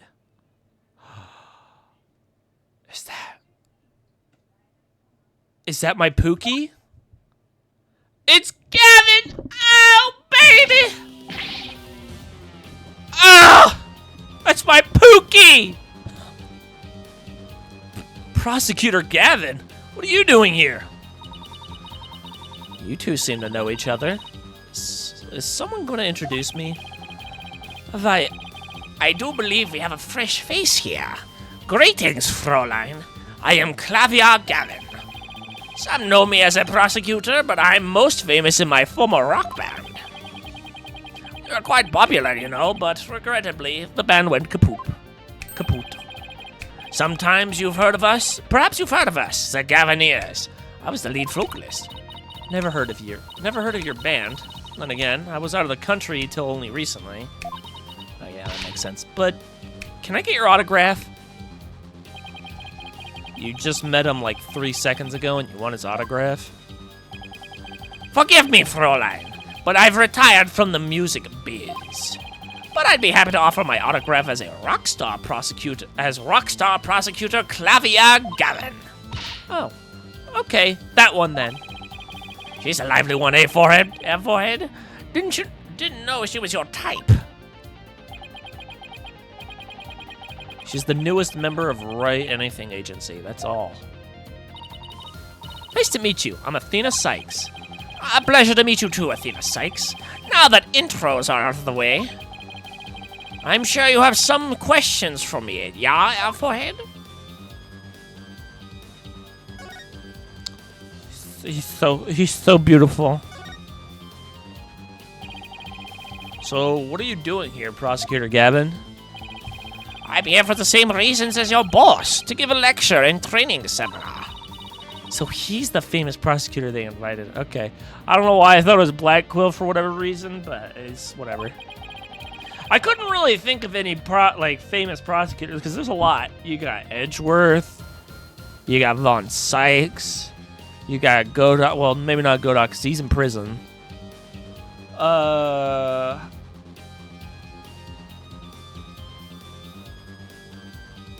I guess other than those two, he's the only other one. So it's a 1 in 3 guess. And I have another crucial role to play. The Gavineers are getting back together for a one-time special performance. Isn't one of your members in prison? Like, how is this gonna work? Even though you guys disbanded? Which was a shame, by the way, really. Yeah, I know how much you adored our music, Forehead. Anyway, I studied abroad in Germany to get my badge early. But I did graduate from here. Wait, so that performance Junie mentioned... I see you've already heard about that. One student representative was selected to sing with us on stage. And the stage was supposed to look like this tomorrow. Oh, so it's Clavier and Phoenix. Okay. Those 2 banners and a pair of wicked statues.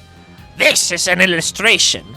This is just an illustration, but it's not half bad. Wicked statues? Wait, are these supposed to be you and Mr. Wright? Bingo, Fräulein! And they are so big and magnificent, too. What a terrible waste. The worst part of this whole thing is, my long-awaited reunion with my mentor never came to pass.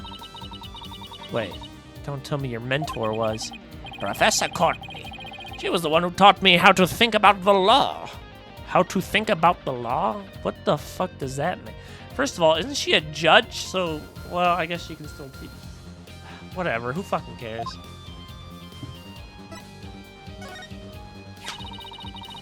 So, Constance Courtney was your professor here at the academy. She may have taught the judges course, but she had a huge impact on me. She was fond of saying, the end is only justified through proper means. She wouldn't tolerate dishonesty and always revered what was right beyond all else. I can feel Prosecutor Gavin's sadness. Oh no, I think I'm gonna cry. Athena, are you tearing up? Though I can't blame you. Prosecutor Gavin knows a lot of who he is to Professor Corte. Exactly. So, as you can see, we are both joined in purpose, so to speak, yeah? Now, let's rock this place hard. Huh? I don't follow. Let's rock what? Forget already, Forehead. I said I'd help you explain the mock trial. We're going to reprise it right here in the lecture hall. It might help us catch her killer.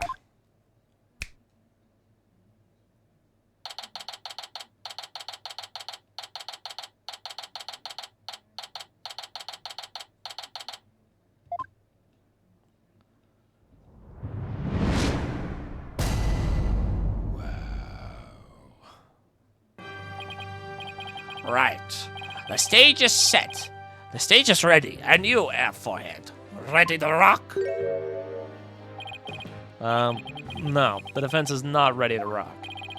You saw the actual mock trial earlier, right? Just relax, you'll do fine. Besides, we have the script right here. Junie's masterpiece? The one everyone's been talking about? Yeah! And there's only one in existence. I borrowed it, if you will. Now, Fräulein, we'll need you to play the part of defendant and judge as per the script. Okay, got it. I've only read the case outline so far. I don't know how it actually turns out, so I'll treat this like I'm prosecuting a real case. You, Forehead, will play the part of a fledgling lawyer, a role you were born to play. All the evidence is also here with us. We have everything we need to reprise the mock trial. Très bien. Let's get started. Defendant/Judge Athena Sykes is psyched and ready to rock. Court is now in session for our reenactment of the mock trial. Or what I'd like to call the mock trial. Yeah, a double mockery, perhaps, but a trial is still a trial. Achtung, baby, it's no holds bars. Let's rock. Can't we take it easy today? It may be a mock of a mock, but there's only one way to compete. You play to win. So, remember, each time I catch you slacking off, I'm holding you in contempt of court. Great. A judge that voices her own objections and abuses her judicial powers.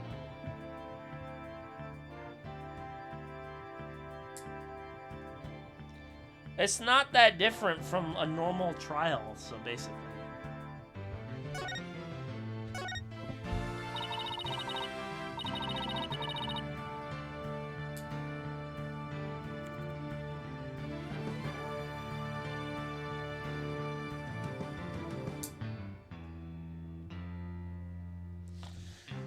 Now then, Prosecutor Gavin, your opening statement, if you please. You got it, Fräulein Judge. Our case is set in a school very much like this one. The victim, a professor, female. The defendant, an archery club member, also female. Oh me, oh my. I'm innocent. Innocent, I tell you. That's some seriously bad acting, Fräulein. Anyway, the victim's body was discovered in the middle of the quad. Here's a shot from the crime scene. Ironically, it was Professor Corte who posed as the corpse. Forehead, how did the mock trial participants react to this photo? Mr. Newman was surprised by what Professor Courtney was wearing. He reacted with, "Oh, the green sweatsuit." That's not exactly what I would pick to focus on. So why would he care about that? Too much the fledgling to know what's important, that one. In any case, both in the mock trial and the actual case, Professor Corte was wearing the same sweatsuit. True.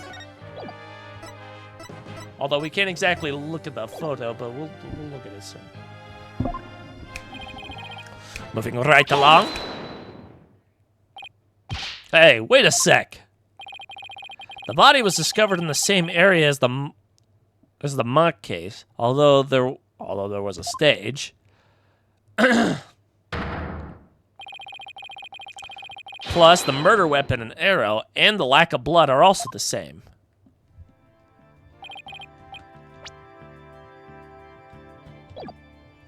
That's right. And therein lies the significance of this mock trial. So let's keep rocking it hard, just like that.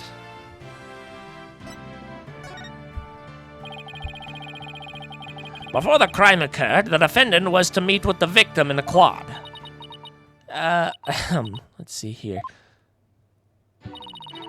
When I arrived at our meeting place, I found the professor with an arrow in her stomach. But it wasn't me. I didn't kill her. You don't have to ham it like that, Athena. It's called getting into character, forehead. Don't be such a wet blanket. Right. Let's see.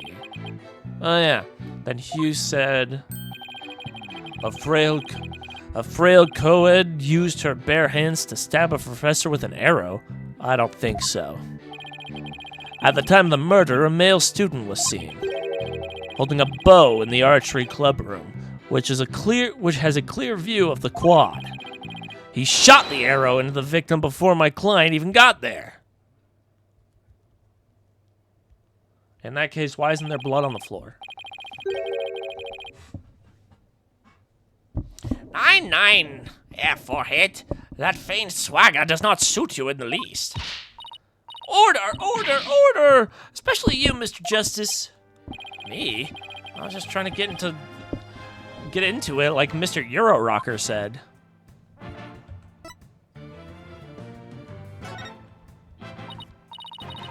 So the victim was shot from the archery club room before the meeting even took place.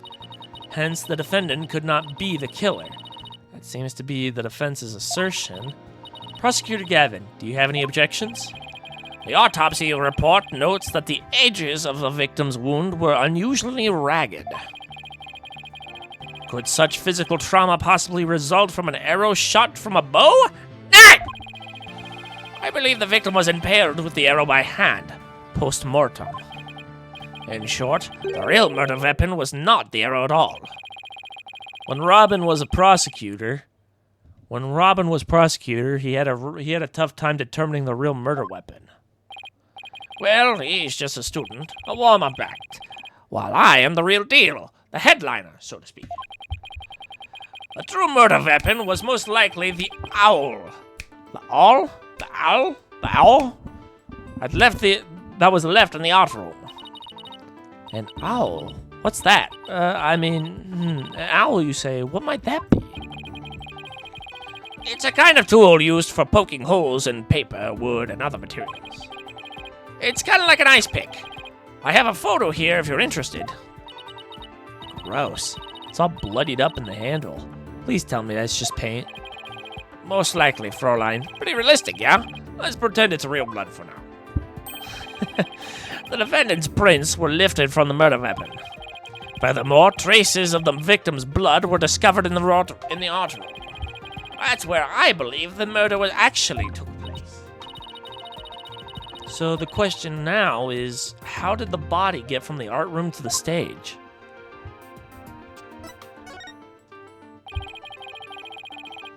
The murder took place in the third floor art room, but the body was found in the quad. It must have been quite a chore moving the body all that way. Not at all.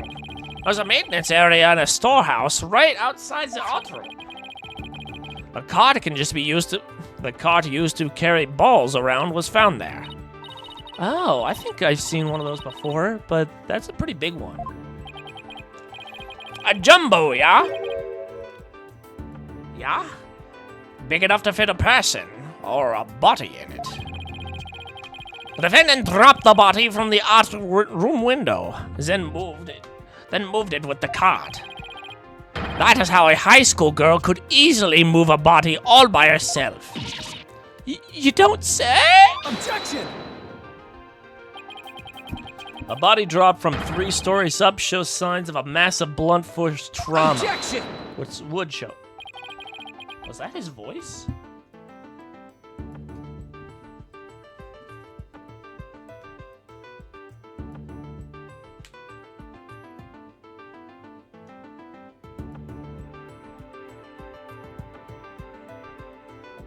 my shit fucked up.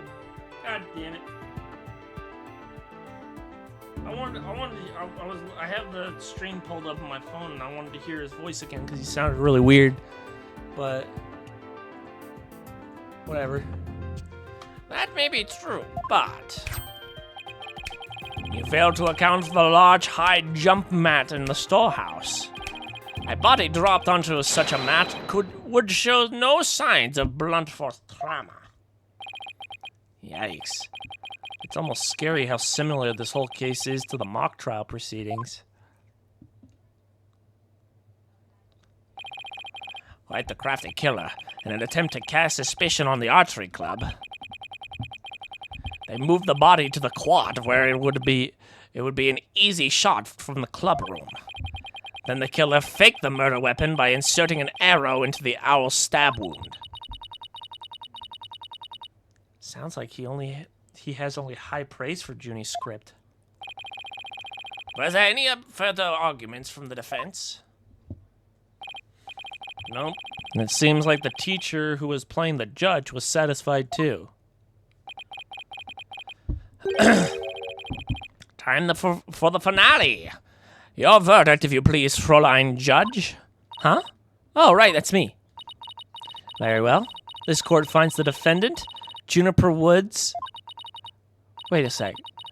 Even if this was a mock trial of a mock trial, I don't want to declare Junie guilty. Yeah, perhaps it's not a good idea. Let's end our mock trial here. Perhaps it's about time I get back to my investigation. Thanks, you two. That little run-through of the mock trial cleared up quite a few things. Achtung, baby. The prosecution's already got a witness sized up, too.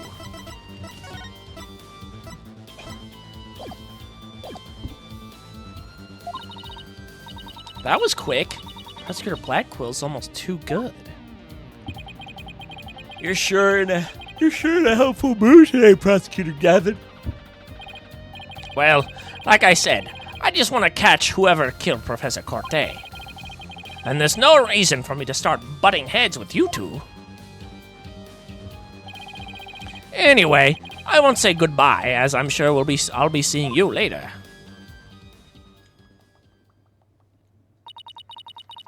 I always thought prosecutors were all rather a scary bunch. But Prosecutor Gavin seems pretty nice. He's not so bad as prosecutors go. We should get back to investigating, too. We don't have nearly enough information yet. We also have to tell Mr. Wright that we accepted Junie's case. Right. Looks like we have to work our we got the work cut out for us. It's so cool. Alright, I got the shits anyways, so I'm gonna go ahead and call it a night. Thank you guys so much for coming by. I appreciate it. Tomorrow we'll be playing... Do I want to play this game or do I want to do Resident Evil? Because I'm on the fence. I'm on the fence for either or. Yeah, fuck it. We'll do Resident Evil. Alright, I'll see you guys tomorrow. Good night, everybody. I need a doo-doo anyway, so... It's toilet time!